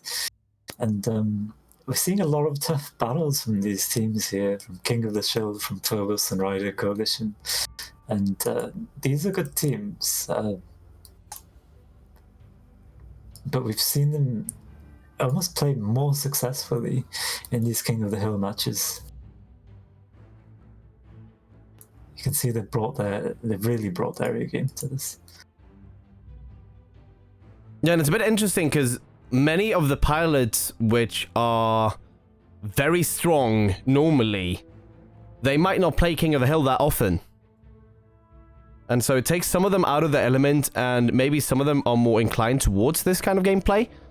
And so it really shakes up what you can come to expect of these teams.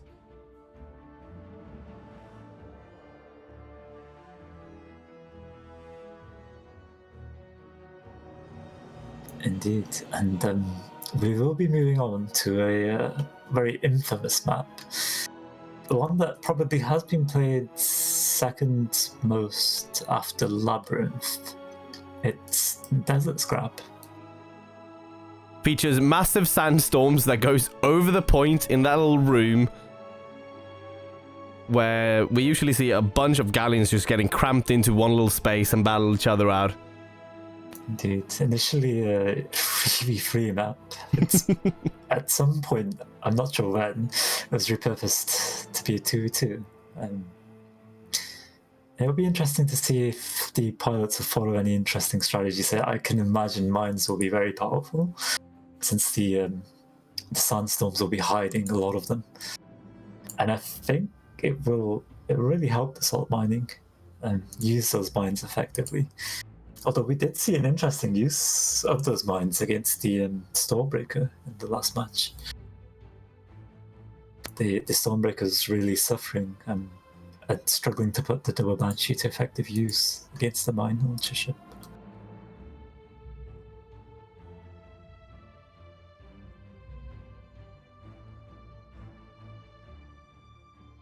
And I guess it's going to be interesting to see on the point, right? Oh. We need to help someone get out of here.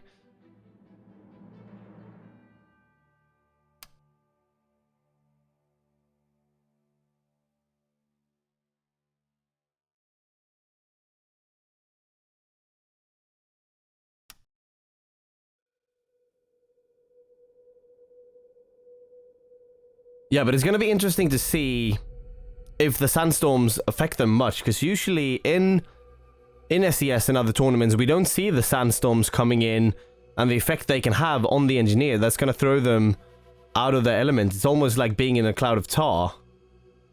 Indeed, not quite as bad, but it is fairly rough.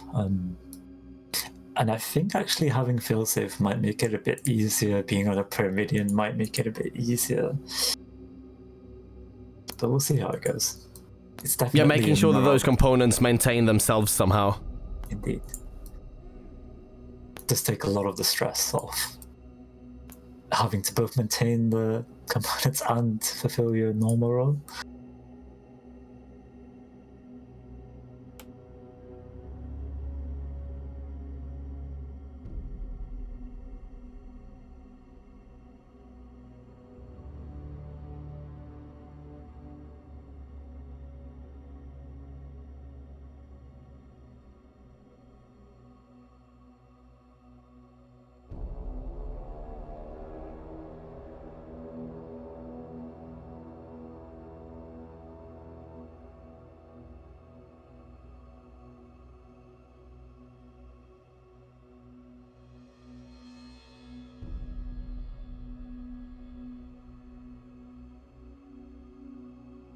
Now, red team hovering very similar ships to what we saw last match. Now a goldfish from Finks, actually. With the blue team sitting on a Pyramidian Magnate. Indeed. It's an interesting choice by Finks. I think it's an incredibly powerful one.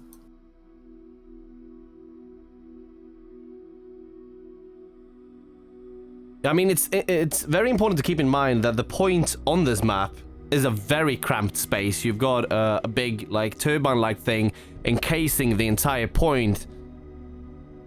And so there's really just one angle to come from.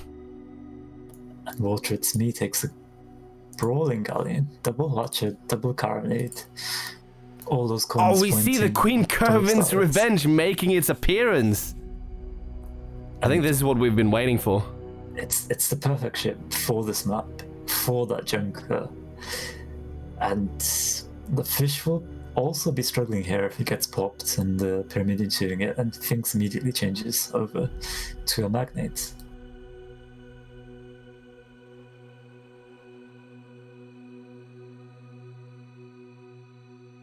I am really worried here for the junker.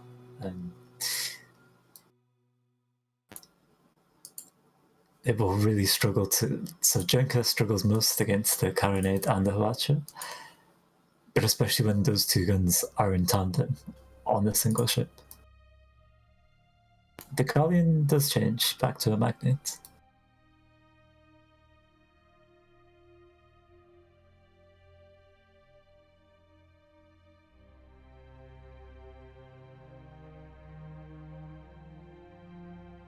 And we're actually seeing laser taken on the red Magnate, which is an interesting choice given the point you made earlier about the point being super enclosed. So they might be opting to get some long range onto the point, which is something you usually see while this map is being played. You might have some brawling ships on the point, but you might also have some longer range ships looking in and just bullying the ships inside. I can imagine really intense double focus for that Pyramidian if both of the red ships are shooting it, which they might be able to do easily.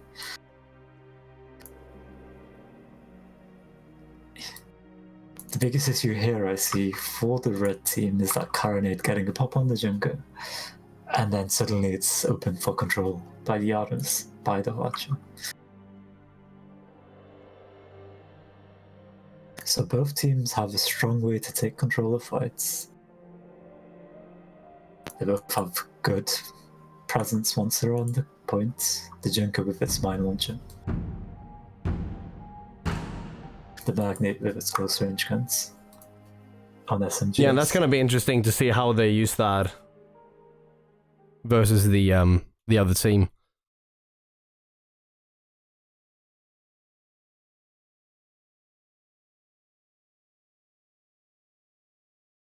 And we'll see if the teams opt to get onto the point. Let's go. Yeah. We're going first with the Pure Nonsense piloted by Finks. It is a Magnate with a right side Hwacha, Artemis and Gatling, left side Laser, Artemis and Minotaur. Then you've got the Salt Mining piloted by Egg Thrill. It is a Junker with a front Carronade, right side Banshee and Mine Launcher, and left side Carronade, Banshee. Then you've got the Victor piloted by Sundstrom. It's your standard Artling with Gatling and Artemis up front, Flamer on 3 and Flak on 4. Then we've got the Genesis Dimension piloted by Water. It's me. Left side Flak, Gatling and Carronade. Right side Gatling, Artemis and Hwacha. Whole lot of battling already going on outside the point. It's interesting. They seem to sacrifice the Pure Nonsense. Although I thought that the Victor was going to be the sacrifice initially. Actually, the Salt Mining decides to capture the point, and it could be an interesting strategy here if they make effective use of those mines. Yeah, they try to keep the blue team off the point now that they captured. Yep. But this It did cost them one ship though. Dimitri, I think you gotta start the timer there. Oh, I need to start the timer. Moderate match. Match timer, okay. Start countdown. And we need to go down. Now we're missing the sweet battling. 20 minutes? 25 Yes, minutes? 25. Add 20. There's no and then 25. Just add 20. I will add the extra. So you can add to the timer if you add 2 minutes. That will do. I can add 2 minutes? Yes. Okay. Extend time. 2 minutes. Perfect. Not a really intuitive system. No. Magnet's actually going in here. It's pounding Dynasty's Dimension. Get a whole break, but they've only got 2 Artemis for follow. That's wonderful Artemis shots by Hadoush on the Artling, disabling 3 guns from long clip. Yeah, and what we missed there was really just the Junker dying, I assume. Yes, that's correct. And the Victor out of position, Salt Mining choosing to not shoot it and getting fractured. And now we're in the middle of the sandstorm here. Indeed, pure nonsense in a strong position. Salt Mining recovering. But they're getting flacked. Those are wonderful flak shots there. Now the pure nonsense coming in here at ramming speed against the Victor, but they choose to veer off. The question is, can they really even do something here? The answer is no. There is no question about that there. No. But that was interesting. It was weird that the Junker chose not to shoot the Pyramidion earlier in the fight. And again, they walked into the Magnet's heavy guns, which is, as we said at the beginning, what they need to avoid. They want to use the range of the Gatlings, of the Carronades, or the Banshees to hit the Pyramidion. Yeah, and the sandstorms are coming in here, and that really limits the blue team's vision here right now, but they are moving out of the point, and they're actually going to meet up with the pure nonsense here. Yes, the Victor performing an interesting maneuver below the pure nonsense's arcs at the moment. It looks like they're going again for a double focus on the pure nonsense. But here he's at liberty to retreat. But he's popped, and now he's in danger. Meanwhile, Salt Mining is trying to get around the back of the point and failing to do so, since he's hit the height ceiling. Which is really that point is really hard to try and get into, I think, if you're not coming through the front. Yes. Ooh. If they did get the back cap, it would have been very strong. Yeah, definitely. Now the red team is just bleeding time right now.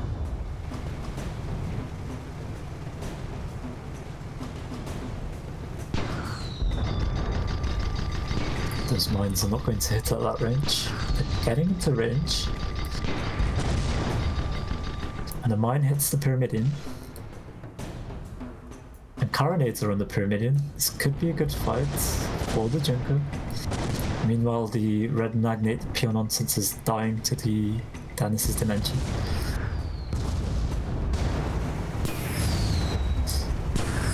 But the red Junker ends up drifting into the wall, gets engine disabled. Oh, we see the tar coming out from the Junker on the Victor. But it's not quite hitting the Victor full on. Salt Mining dies.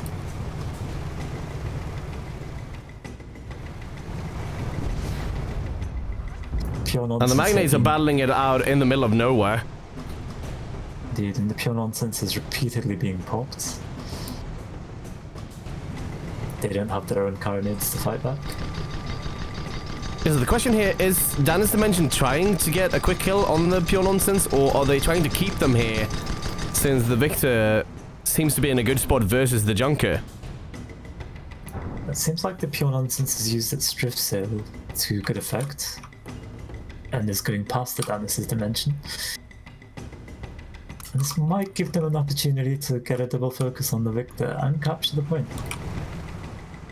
Because we see the Salt Mining coming in here.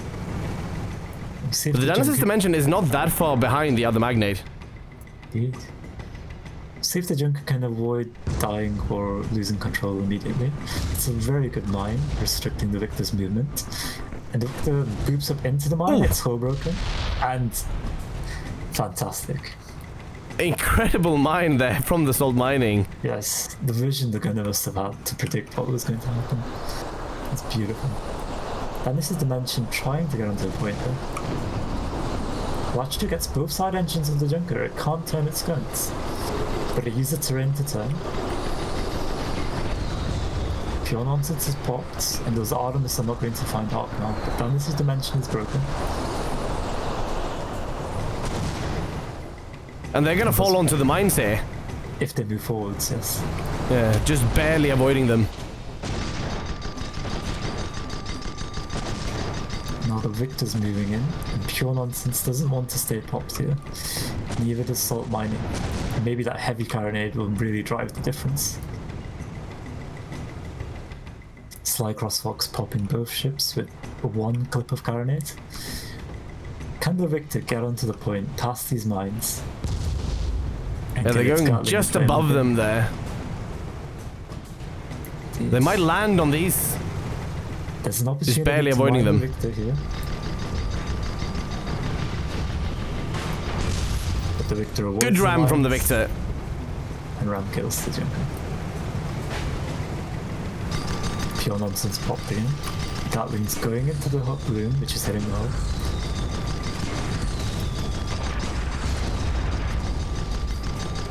And Pure Nonsense goes down. And blue team has reclaimed the point now. And red team are getting pressed for time here. We're looking at 3:54 and counting for the blue team.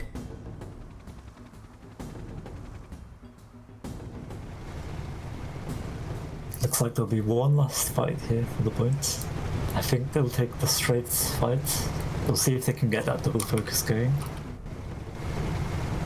We'll see if the Junker can avoid the heavy guns of the Magnate for long enough. Both ships here. I mean, blue team can probably, they probably know where the red team are spawning. They don't have much choice. Are they going to sally out and meet them, or are they going to stay on the point and fight them? Looks like they're opting for the latter. Indeed. The Magnate's ahead, ready to use its heavy guns. Pyramid Instinct further back, covering the backside of the Magnate. Junker's popped already, too early in the fight here. Balloon and hull broken. No flax going out though. Oh, there comes the flax.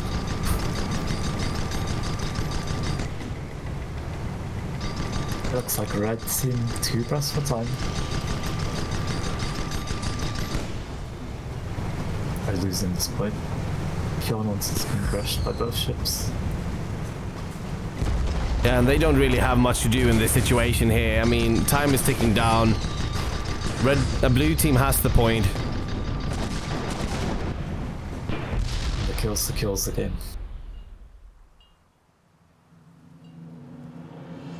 So a really good game from both teams there. I mean, we saw some really good maneuvers. The Junker did its job in holding the point at certain points. But I think when the Magnates journeyed off into the middle of nowhere and they really just lost a whole lot of time there to the Junker trying to get onto the point. Yes. That might have been the changing moment. Had the Junker done that, that would have gone extremely in red team's favour, because it looked like the red Magnate Pure Nonsense was actually able to escape Danis's dimension, and it looked like they had some good ideas there, but unfortunately they didn't gel together well enough to defeat the blue team. And thus, we move on to the finals of this mini tournament. We've got the Glowwater Research Expedition facing off against the SMGS coming from the lower bracket, meaning they'll have to win twice if they want to secure this victory. We're going to see both of these matches happening on the Labyrinth, being the most iconic King of the Hill map, arguably, in this game. Indeed. And if we happen to have SMGS win the first round, they will have to defeat the Glowwater Research Expedition one more time in the grand finals to take the victory. However, Glowwater Research Expedition only needs to take one victory here to secure a win for the second mini tournament, which would be the second mini tournament in a row, actually, because they won last time around. And just to verify, the grand finals will also be played on the Labyrinth. which gives the Glowwater a chance to learn from their mistakes if the map is the same. And they do. Yeah, they can really just look at how the blue team plays this and look at how they play the map and use that to their advantage. Very interesting point, actually.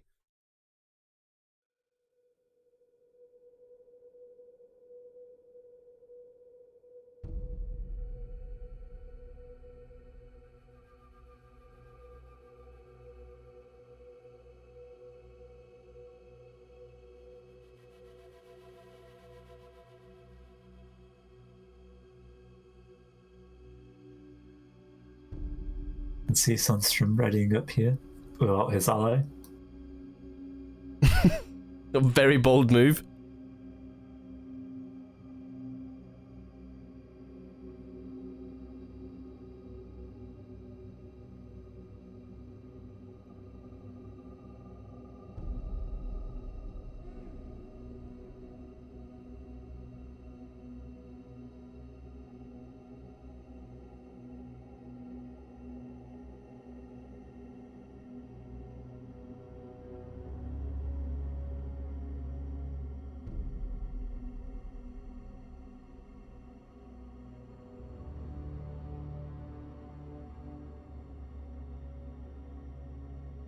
Right, so the timer is started. That means the lobby game can start for these two teams. Now, I think we've seen these teams battling for a very long time. Now, some people have changed here and there. But these people, these four captains and these crews, they know each other well. And so it's going to be interesting to see how this lobby games proceed. Indeed. And a lot of what we see here might be mirroring what they've done in scrims against each other.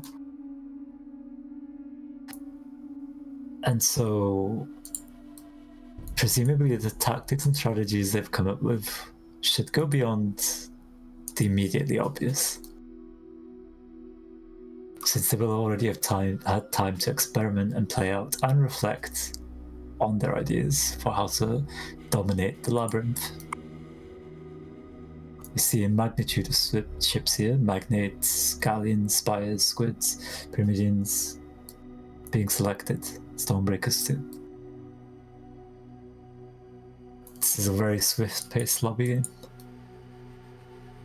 Yeah, and we can only imagine how the comms of these teams look like right now. There's probably a whole lot of thinking and scratching their heads going on, Indeed. trying to get the upper hand on the other team. Mighty Kev with an interesting choice here of a Carronade Gatling Mortar squid.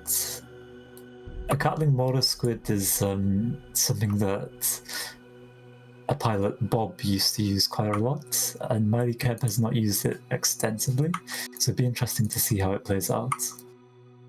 Was it water switching of the galleon there? Because I was thinking that Gatling mortar would be very well suited for dealing with galleons. And on the other hand, I was thinking the Hlatcher carronades of the galleon would be very strong to keep the magnate out and to pressure the squid. So I'm quite surprised by that switch, but it's probably because they're afraid of the Gatling mortar getting quick armor damage against the galleon. Because the grease mortar can eradicate even the galleon in 2 hull breaks. But I think they're underestimating how well the Victor can control the situation here.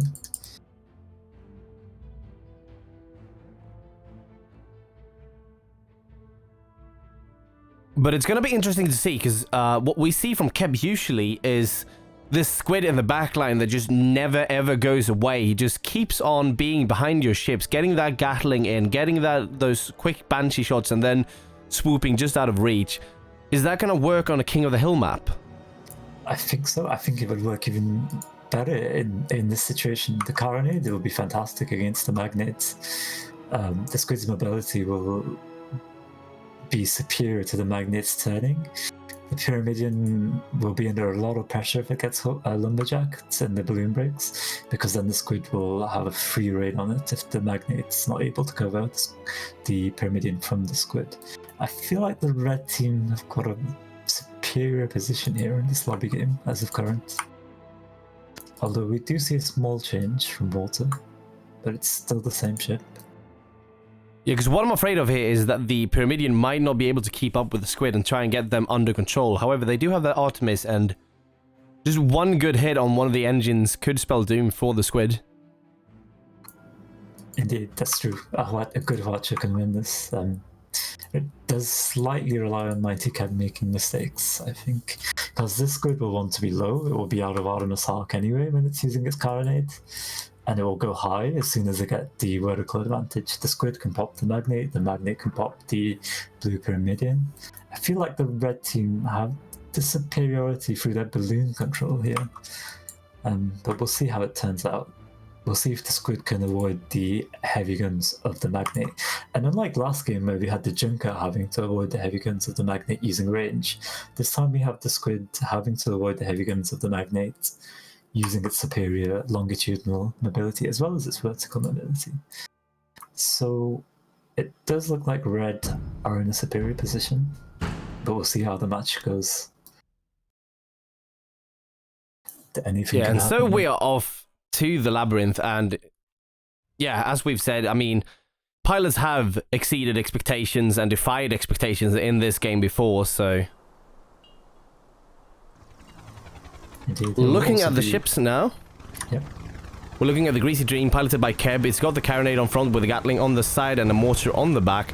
Then you've got the piloted by Rensen, a Magnate with a right side Gatling, mortar and Hawacha.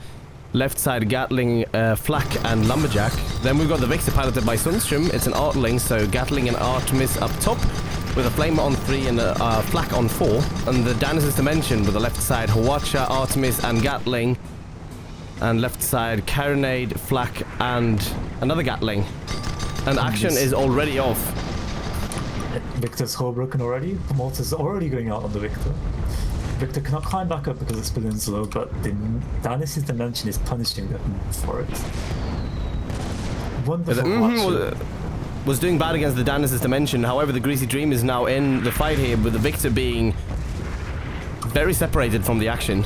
And he's not able to rise because of that balloon, and still no balloon repair on the Victor. Greasy Dream, however, driving into the Victor's arcs and not using his vertical mobility to his advantage. It looks like the blue team could rest this back by focusing down the Magnate. The Greasy Dream is not going to give them a lot of time. A hull break on the Magnate. Arms go out. Flaks go out late. Greasy Dream is back in the fight again. They're looking for the Victor right now, I think. Arms and Gatling on the Greasy Dream and Hatchet. Greasy Dream is running into a terrain issue here that won't let him flank the Victor. And Greasy Dream actually bonks into the terrain, losing its integrity. Ulbrich on the Magnate and Max go out. But they don't in a really bad spot here. And no one has capped the point yet, either. And that's almost a pop on the Greasy Dream, but the Greasy Dream won't be able to drop to the Richter's level now. And he's going to roll the pain from the Gatling, but he has to drive away from hull break on the Greasy Dream. Oh, Flex going out! One of them hits. But the Greasy Dream now is still lost Hawacha on the Victor. And this is Blue's fight. Red have just got the point. Blue have taken the Magnate. And now Blue just have to take down the Greasy Dream. That was really Red's fight to win from the beginning, but Blue pulled it back really well. They used a little bit of space the red team gave them, and here they are. Let's see if they stall out the Squids. Let's see if the Squids suicides. Yeah, they seem to be stalling it out right now, using the globe as some very good cover here. However, they are consistently losing a bit of perma here. But is it to their advantage? That Squid is now on low perma. It might not even get out. This might be stalling it for the worse for Blue Water Research Expedition. Artemis is in arc on the side engines. One side engine's out. The second one hits the carronade. Greasy Dream gets hit on the side engine again. but he manages to make it out. Exposes its position, which is very dangerous for it. Now blue team know what to expect. They know where the squid is. They know that the squid's going to come from the Pyramidion.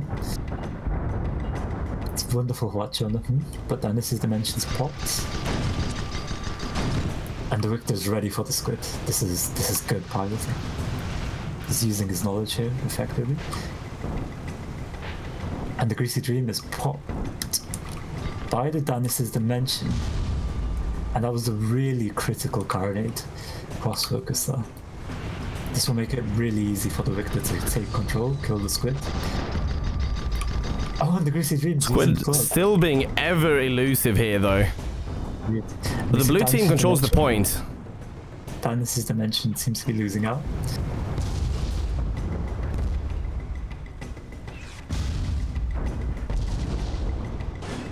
Break on the Greasy Dream. And down they go. And it's popped, and he's in a terrible position. The terrain not allowing much movement. He has to turn to move. He cannot turn quickly. He's so broken. Flags go up. And take with most of his perma. Will they keep him here? Nope. Now that we've got a little bit of a break here, the timer is not up. So do we have an approximation of how much time we should be adding? Yes, 20 minutes. I've been keeping time. It's been like 4.5 minutes. Okay, so I'm gonna start a 20-minute timer here now then. Indeed. Good. Wanted to wait for a calm in the battle. Seeing an interesting result here. Hopefully the Glow Water Research Expedition will keep one ship unspotted. Although it doesn't seem like they're attempting to. Squid is still unspotted. Yep. Blue team looking very weak here right now, though. Indeed. Did they choose to rush down the It seems like they're going balls to the walls on the here right now. And that's an excellent decision. It is really taking punishment. Greasy Dream's trying to cap the point in the meantime. I don't think they... And I don't think they'll make it back in time. No, they can decap the point. I don't think they can cap it, but it will stall out something at least. And it's a sign of a good pilot making the most of a bad situation here. And maybe he even does manage to get it, which would be very powerful. Obviously, the Victor here pushing with Moonshine with some stamina, but they just too late. Excellent move from the Greasy Dream, capping the point. However, they do have two ships there, meaning that they can decap with the Greasy Dream being there. Let's see how the heavy carronade does. One partial shot, the second shot can't hit.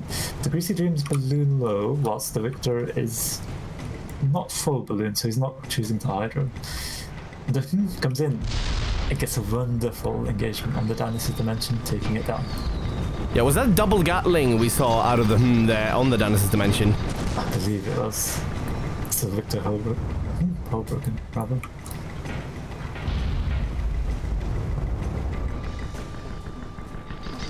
Indeed, using the double Gatling, knowing that actually they just need to break the hull and get the kill. And the Victor here, and that was dying off on the ground. It was a clever move by Sunstrom too, intentionally killing himself, or putting himself in a position where he'd run the terrain, just so he spawns back in that extra bit faster. Because now we see a red controlled point. They're 77 and counting. Blue team is looking a bit better at 228, but they are currently not controlling the point. Indeed. We saw the blue team put just a little bit too much focus on the squid, and they got punished for it.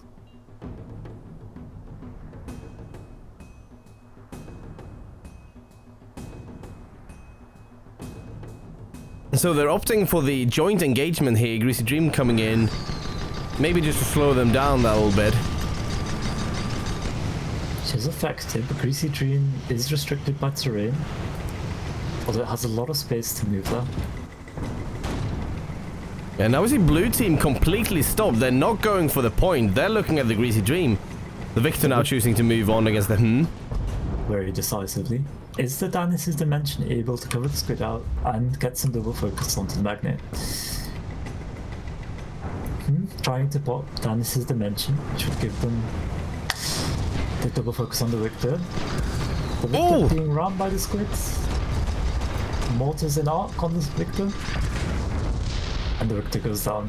And there the critical thing was Danis's Dimension was not able to stop the Greasy Dream. Yeah, they just went right past, and then the Danis's Dimension was completely isolated from the battle. They had no interaction with that fight at all.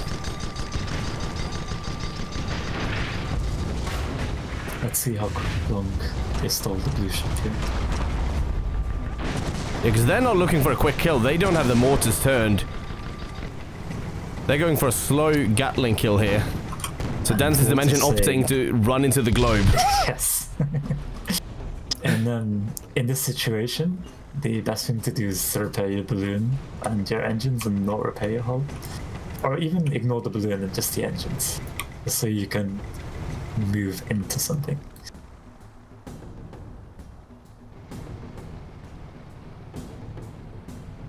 We see red team being very good at covering a whole lot of ground, getting those spots out as soon as they spawn. And it really is those spots that drive the game. Now the blue team know they've got the Greasy Dream behind them, the only way they can move forwards is by effectively using the terrain. Yeah, and once again, they're kind of stopped in their tracks here as one ship is... you know, they're having to stop to deal with the Greasy Dream while one of them moves in on the Well, we've had actually wonderful Artemis on the disabling 2 engines. Greasy Dream is trying to double focus the Danis's Dimension. And it works out in the red team's favor once again. But the Greasy Dream runs into a building. And the Victor should have control here gradually. Watcher's out. They'll be looking to double rebuild that. Let's see if the red team can get a good Watcher on the Victor. Watcher goes out. Out goes the Watcher. No, engine and 3 guns. And the flag. All guns out. It's a beautiful That was a Watcher. really good Watcher. And this is a wonderful move by Renson using the train to get the kill. However, Alright, now it's looking really dicey for blue team. Danis's Dimension wants to take this kill. Yeah, but the Greasy Dream is back. And the balloon is controlled. Greasy Dream is safe with the vertical control it has. And this is Red's game now. They've got the Danis's Dimension under control. Can the Victor make something happen? Only one side engine lost on the squid, but it makes it back away. And really, Red are playing for time here. Can they get enough points? Because the Victor is going hard here on the The Greasy Dream are on their way. Can they get the kill here?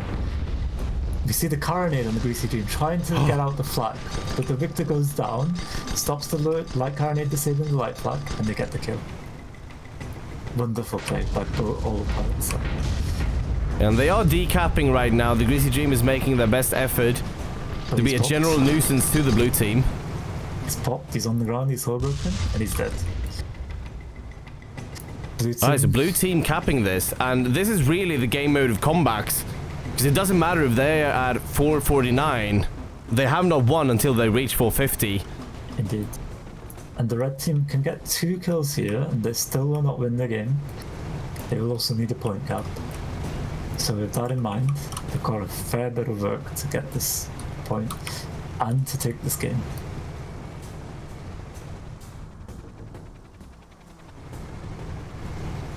Now red team opting for a bit more of a spread out spawn. They're still not spotted. Which They're starting their move in.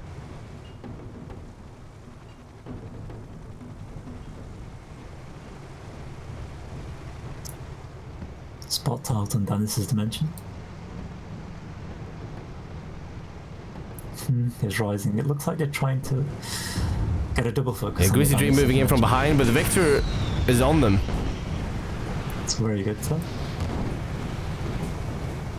really nice denying them the defensive play. option to double focus the Danis' dimension there. The Victor exposing itself to Lumberjack now, which could be a turning point, but the Greasy Dream is all broken, no flags go out. The Victor is balloon broken, and this could be a turning point for the red team. The Victor made a good play there, hiding from the Lumberjack, hiding, being unspotted. Then he got popped, and the fight started to turn, but he's in cover now. And they resume their defensive position. Greasy Dream popped, which is fantastic. Yeah, but now that makes their move, they're coming in.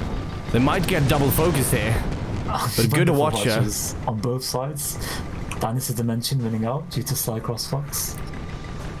Break on the and he dodges all flags. Fantastic. Now the Greasy Dream on the Victor.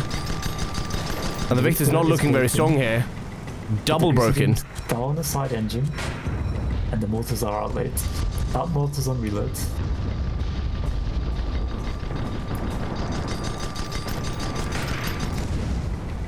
Can the Danis' Dimensions kill the...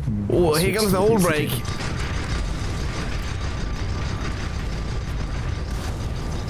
And Danis' Dimension pops the Greasy Dream, it's broken. Flats. Not yet. Now they're decapping. Blue team needs to make a move onto the point. But they don't need to yet. They have some time. It's all broken. Victor almost all broken. There it goes. But can the mortars hit from over there? 2 of them connect. 3 of them connect. But no more than that. And this is blue. And as such, the Victor is alive. 15 points to go. 15 points. Can the red team decap? 440. 10 points to go. And they decap. But the red team decap. But the Victor's in a strong position here, and they just need to get one kill. Oh. But Hawacha going out on the Victor. And Hawacha completely shuts it down. Hawacha going out. And a whole break on. And right now the blue team is decapping while little the red team is capped. The Danis' Dimension controlling everything here. He's in between both red team ships. He's in the stronghold position, and the and the goes down, and the points are enough to bring the blue team to victory. Amazing game. Congratulations to SMGS for winning the winners final, and that will take us to the grand finals.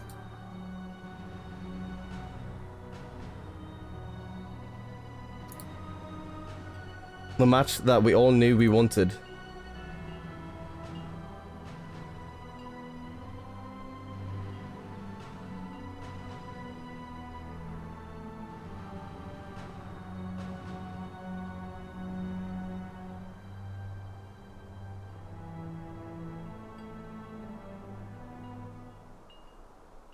So that was an amazing game, and now it's going to be interesting to see the next lobby game here. Are the red team, blue team, because, I mean, the match was pretty close. Are they going to opt for the same ships, or are they going to switch it up?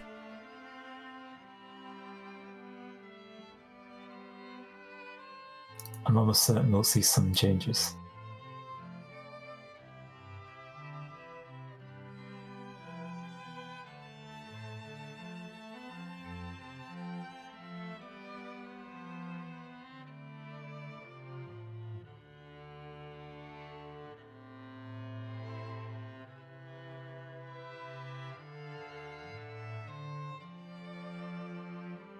And so we're looking at a quick 3-minute break before the finals will continue.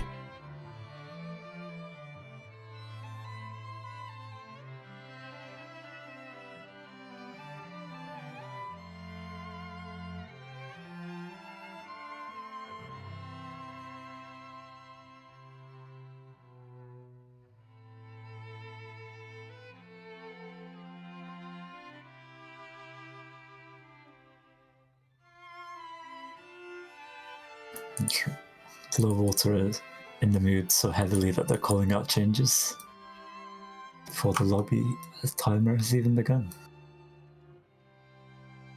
I mean, we can just imagine the stakes here, because we were looking at a whole lot of the same people in the last finals of the mini tournament, I believe. Yes, other than water, it's me who was I believe, not participating at the time.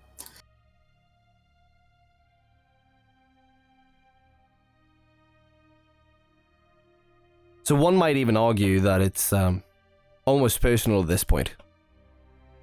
Which is what we like to see. We like to see the action. And I think we saw a whole lot of passion in the last match, and I think we'll see even more in the upcoming one.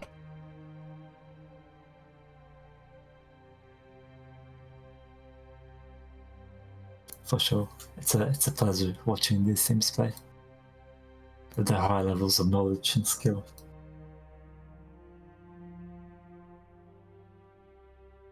Yeah, and knowledge not only of the game, but also of each other. Indeed.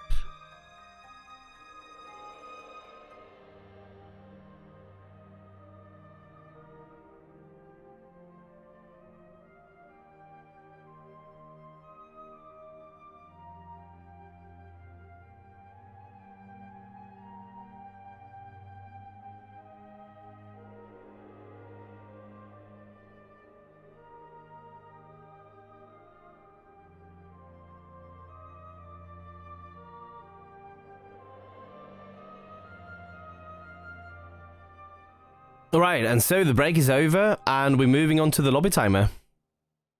Which is immediately paused. Alright, so we're seeing a pause in the lobby timer.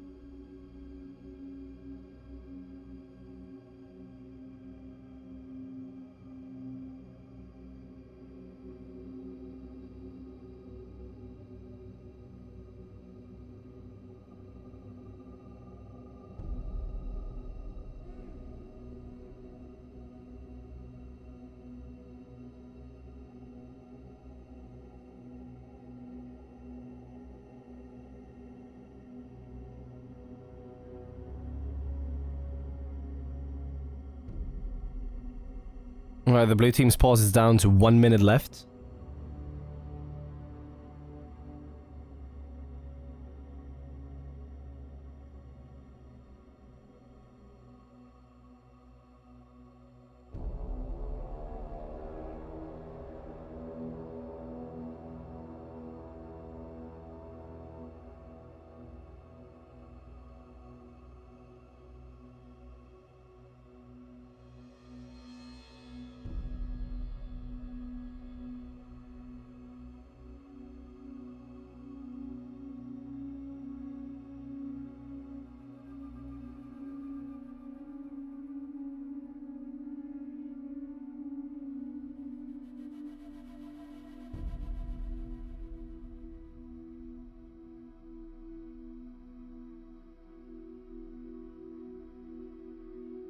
Alright, and there we go. The lobby timer is restarted. We are on our way.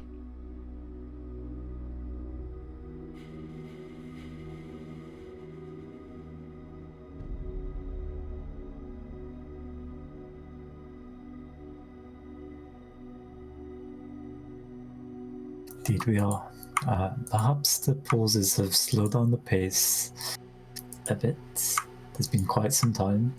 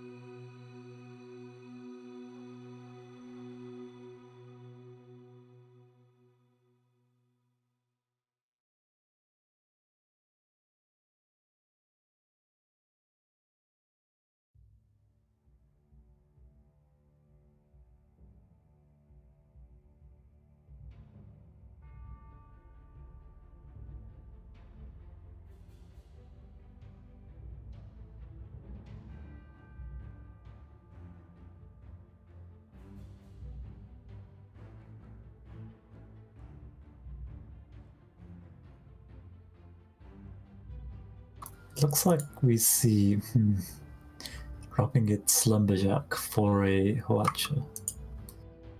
And it seems like the blue team want to take a more Hoacha-centric approach here. Which might be a successful idea. Yeah, we're seeing Keb still sitting on his squid. He is ready to go. Sunstrom still sticking to the Victor. Small change from Renson. He's got 2 carronades on his right side, which is interesting. I think it is a choice that's intended to lock down the Magnate and the Pyramidion. I'll talk about that in a moment. But we saw last game, the Lumberjack was not going out on the Pyramidion very often. When it did, it put the blue team in a very strong position.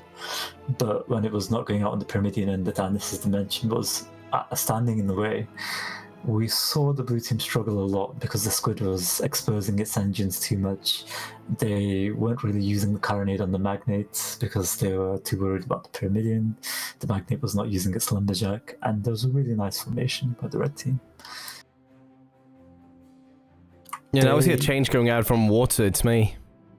Yes, he got rid of the Artemis. He just wants to go for the quick kills, I think. Quite smart. The Magnate the red Magnate drops one of its carronades for a Gatling, which is a powerful choice, I think. So the thing with the double carronade Hwacha is once they get a disable with the Hwacha on the they are in a good position to keep the enemy guns disabled. But so the front-facing carronade will let them heavy clip out the Hwacha of the Dynasties Dimension before the Dynasty can turn. It also lets them keep the enemy guns and engines down during the Hwacha reload on them. But I think Renson has decided they don't really need 2 carronades. They've chosen to go for 1. Let's see if it's an effective strategy at locking down the guns.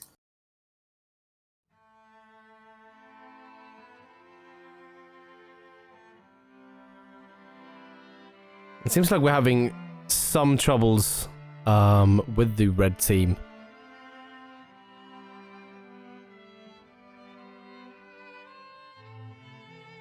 However, Captain Sunstrom is telling everyone that everything is fine.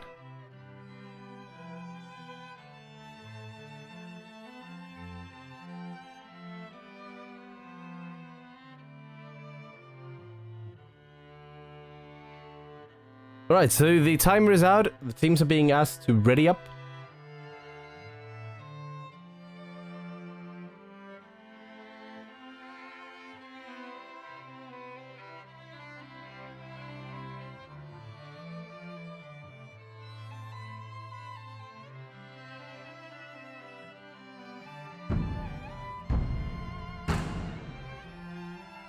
And there we go, once again into the labyrinth. The only thing that has changed is the positions of the team. with the SMGS now being on red side, with the Global Water Research Foundation being on blue.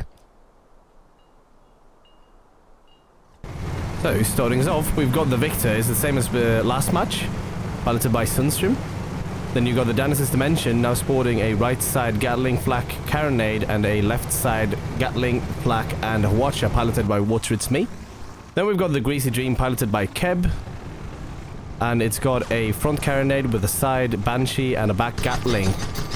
And then with the double front-facing Gatlings, double Hwacha, and a left side flak with a right side carronade.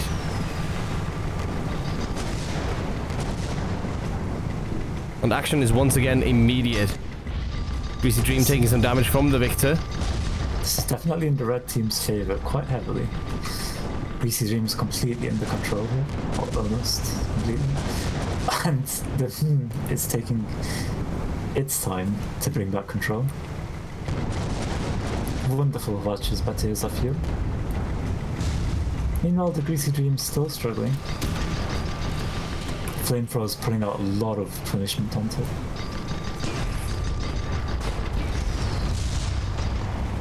On the Greasy Dream is down and now the is very much in a bad situation here with both of the red ships.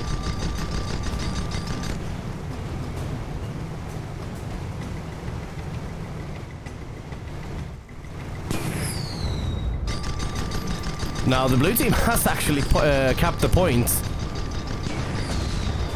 And the red team are struggling to bring the down. But now it seems like they're going down there, getting pushed against the ground. And the red team can start capping.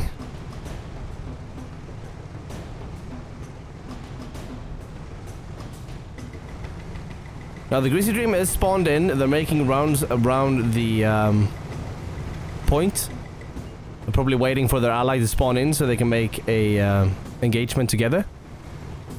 Indeed.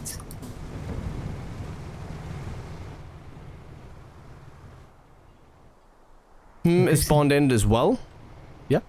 Greasy Dream has made an interesting choice to change off the Gatling mortar on the back, and perhaps it weakens. It looks like they're looking to increase their presence in controlling ships with the Carronade Banshee. However, it does come at the cost of the killing power.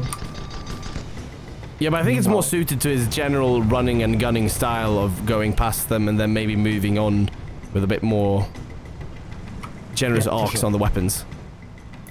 For sure, it has its advantages. They're quite big. And Greasy Dream making a play to get onto Danis's Dimension for a double focus. Yeah, and they're looking real weak from the punishment that dealt out here. Double broken.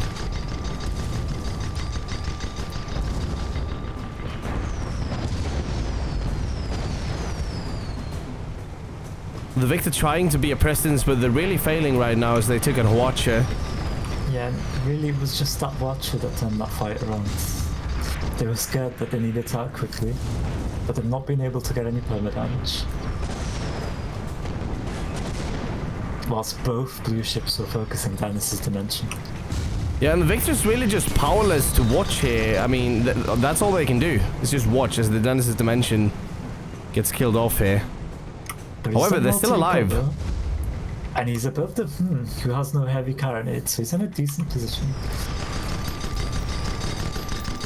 Meanwhile, Greasy Dream is in a decent position against the Victor, who's losing his balloon. However, it looks like the Greasy Dream is struggling with its engines at the moment, so it's not able to secure a kill. Yeah, and red team still holds the point. They're 157 and counting here. And Danish Dimension is the kill target, and Danish Dimension is killed.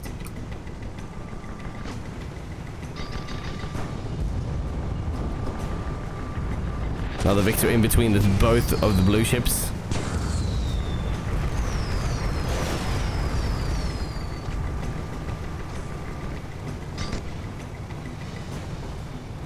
Taking some damage, but it doesn't seem like blue team is in a rush to kill them off.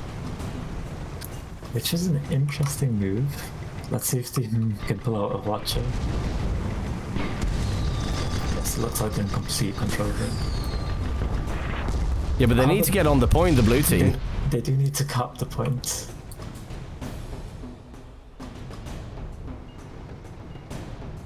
Perhaps the blue pilots are actually becoming a bit exhausted. Probably through the length of the tournament and the late time of day. Oh, by the way, do we have a check on the timer?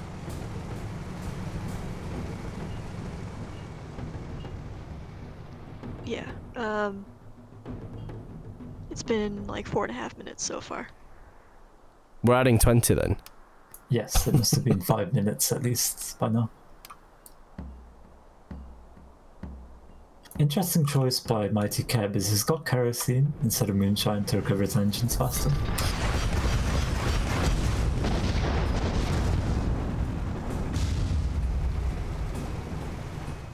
Dennis's Dimension moving in on the right now. And so is the Victor. This is a strong play. Tears of Fuel, a wonderful watcher. His hull broken. He's being rammed by the Victor. His balloon's Yeah, but he low. soaks that ram with the balloon. Really nice job by him. Victor's taking Banshees. Meanwhile, Dennis's Dimension sitting back, trying to use heavy carronades. And the Victor goes down. Yeah, and this is a big delay for the red team in trying to recap the point here. Blue are going to get a lot of points out of this. Indeed, we saw how well that Watcher from the controlled the fight for long enough for the Greasy Dream to come in. I mean, we're still seeing the effects of that on the Dennis's Dimension. 3 guns right now.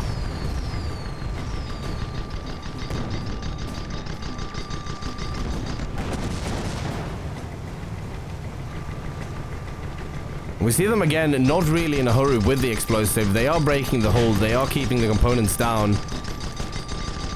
And their hull is completely safe. It's at 80% right now. This is very tactical play. It's quite simple. Yeah, and so the Victor is in quite the situation because they know that if they go in and they get spotted, Dennis's Dimension is going to get killed off right away. And the Dennis Dimension are now trying to commit a suicide here. And it goes successfully. Interesting thing by the Victor was moving into arming range of the flag. They wanted to get away from the Greasy Dream, and they thought that ramming them would be a good opportunity. Unfortunately, they didn't get the kill that they really needed.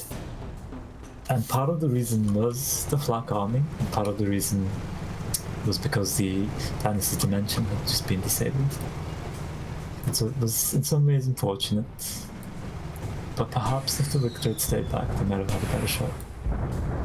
Really good Artemis going out from the Victor.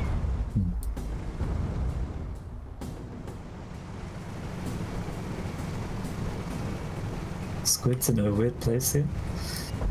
The Victor can't go forward, so he's letting the Squid behind him. Yeah, but the double focus on the here might just prove too much. Their armor's sitting at 80% still. Meanwhile, the Squid's gone in very sneakily. It's not spotted. And he's got Gatling. See the Gatling going out on the Victor. Really good maneuver by Mighty Keb. However, the is suffering from the double focus, but they are doing a really good job of trying to soak that damage. With his balloon. But he's still hull broken. No flak's going out because the Victor's trying to tank his hull. And that's a wonderful Now the Greasy matchup. Dream. Yeah, Greasy Dream losing 2 engines. Losing hull. And flak slightly late. Engineers Yeah, barely avoiding them. Double rebuilding the hull. Moving in on the Victor. Victor's got no space to reverse. He has to turn. But he did not see this in time. And he takes a Yeah, and the Watcher going out. Really good cooperation here between the Greasy Dream and the And again, beautiful Watcher, but it's not enough here. Not enough to win the fight. And even if they get that Watcher, I mean, the Greasy Dream has done a very good job of using the balloon to mitigate the damages, even if they get a Watcher.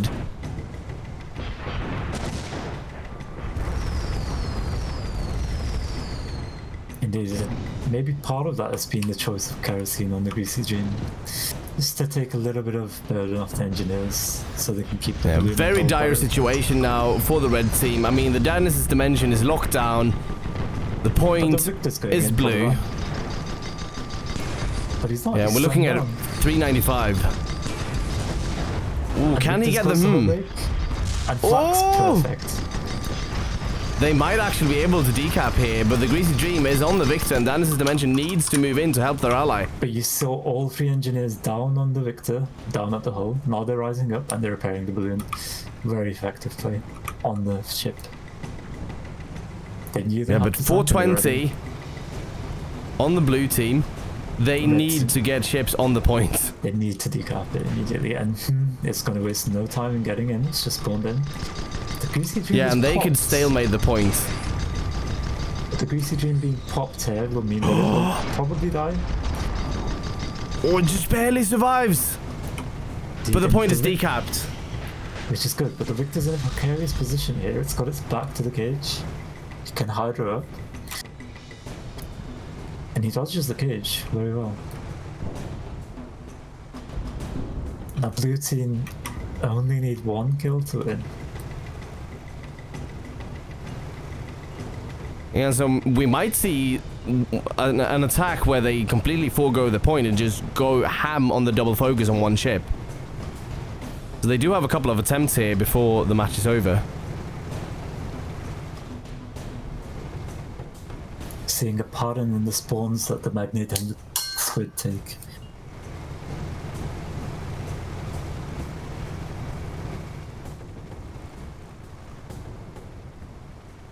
Now red team rightfully being very cautious towards the blue team here. And the Victor's in a position where he's able to see both ships. The Greasy Dream's trying to go past. Yeah, and that's a really dangerous situation because they don't want to turn their back against and expose those engines. Meanwhile, has failed to get a good disable, but so is Danis' Dimension, interestingly. And is about to get a second batch off. Gets one side engine and the main engine. Hull break. Oh, and the flags go out. Oh, and the magnet goes down. Blue team takes it home. That was Wonderful execution.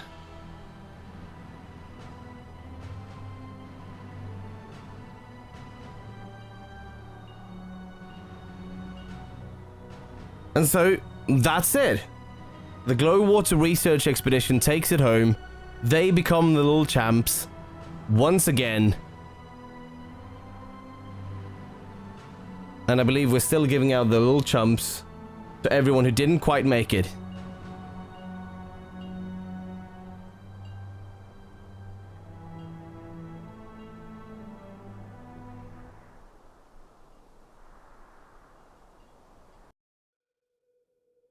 Now, that was an amazing finals.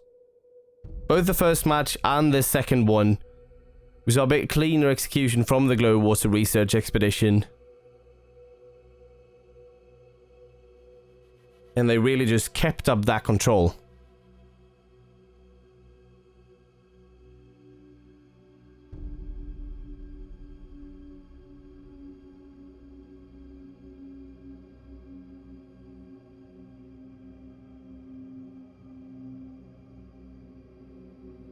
Indeed, it was a super intense ending there. Yeah, so really good matches all around, a very interesting format, and I hope we're probably seeing the return of this format at some point. Indeed, I hope so too, because King of the Hill has been something that we've not really seen in tournaments for a long time. But these have been really exciting games. Yeah, and so we'll see what holds, what we can expect from the next mini tournament. I mean, from the limited history of two tournaments that we have, it seems like the mini tournament is ever changing, ever morphing. So, can you give us like even a little hint of what we might expect from the next mini tournament? Someone said something about a 3v3. Someone said something about a double gunner competition. But really, we're aiming to do something that's not too gimmicky, something that is quite simple, but things that we don't really get to see that often. And we definitely will be seeing a 3v3 type tournament.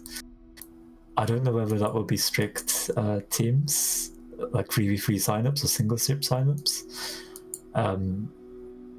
But we will definitely be seeing a 3v3 tournament in the next few mini tournaments.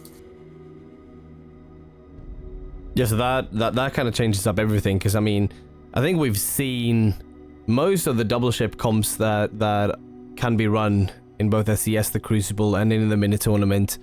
We've seen all kinds of combinations. However, when you bring that ship count up to 3, that changes the entire sort of equation of what you need and what you can do. Indeed. What we're looking for is ways to change the meta, or at least the way that the meta is played. And it lets pilots apply their knowledge in different contexts. It allows them to use different skills.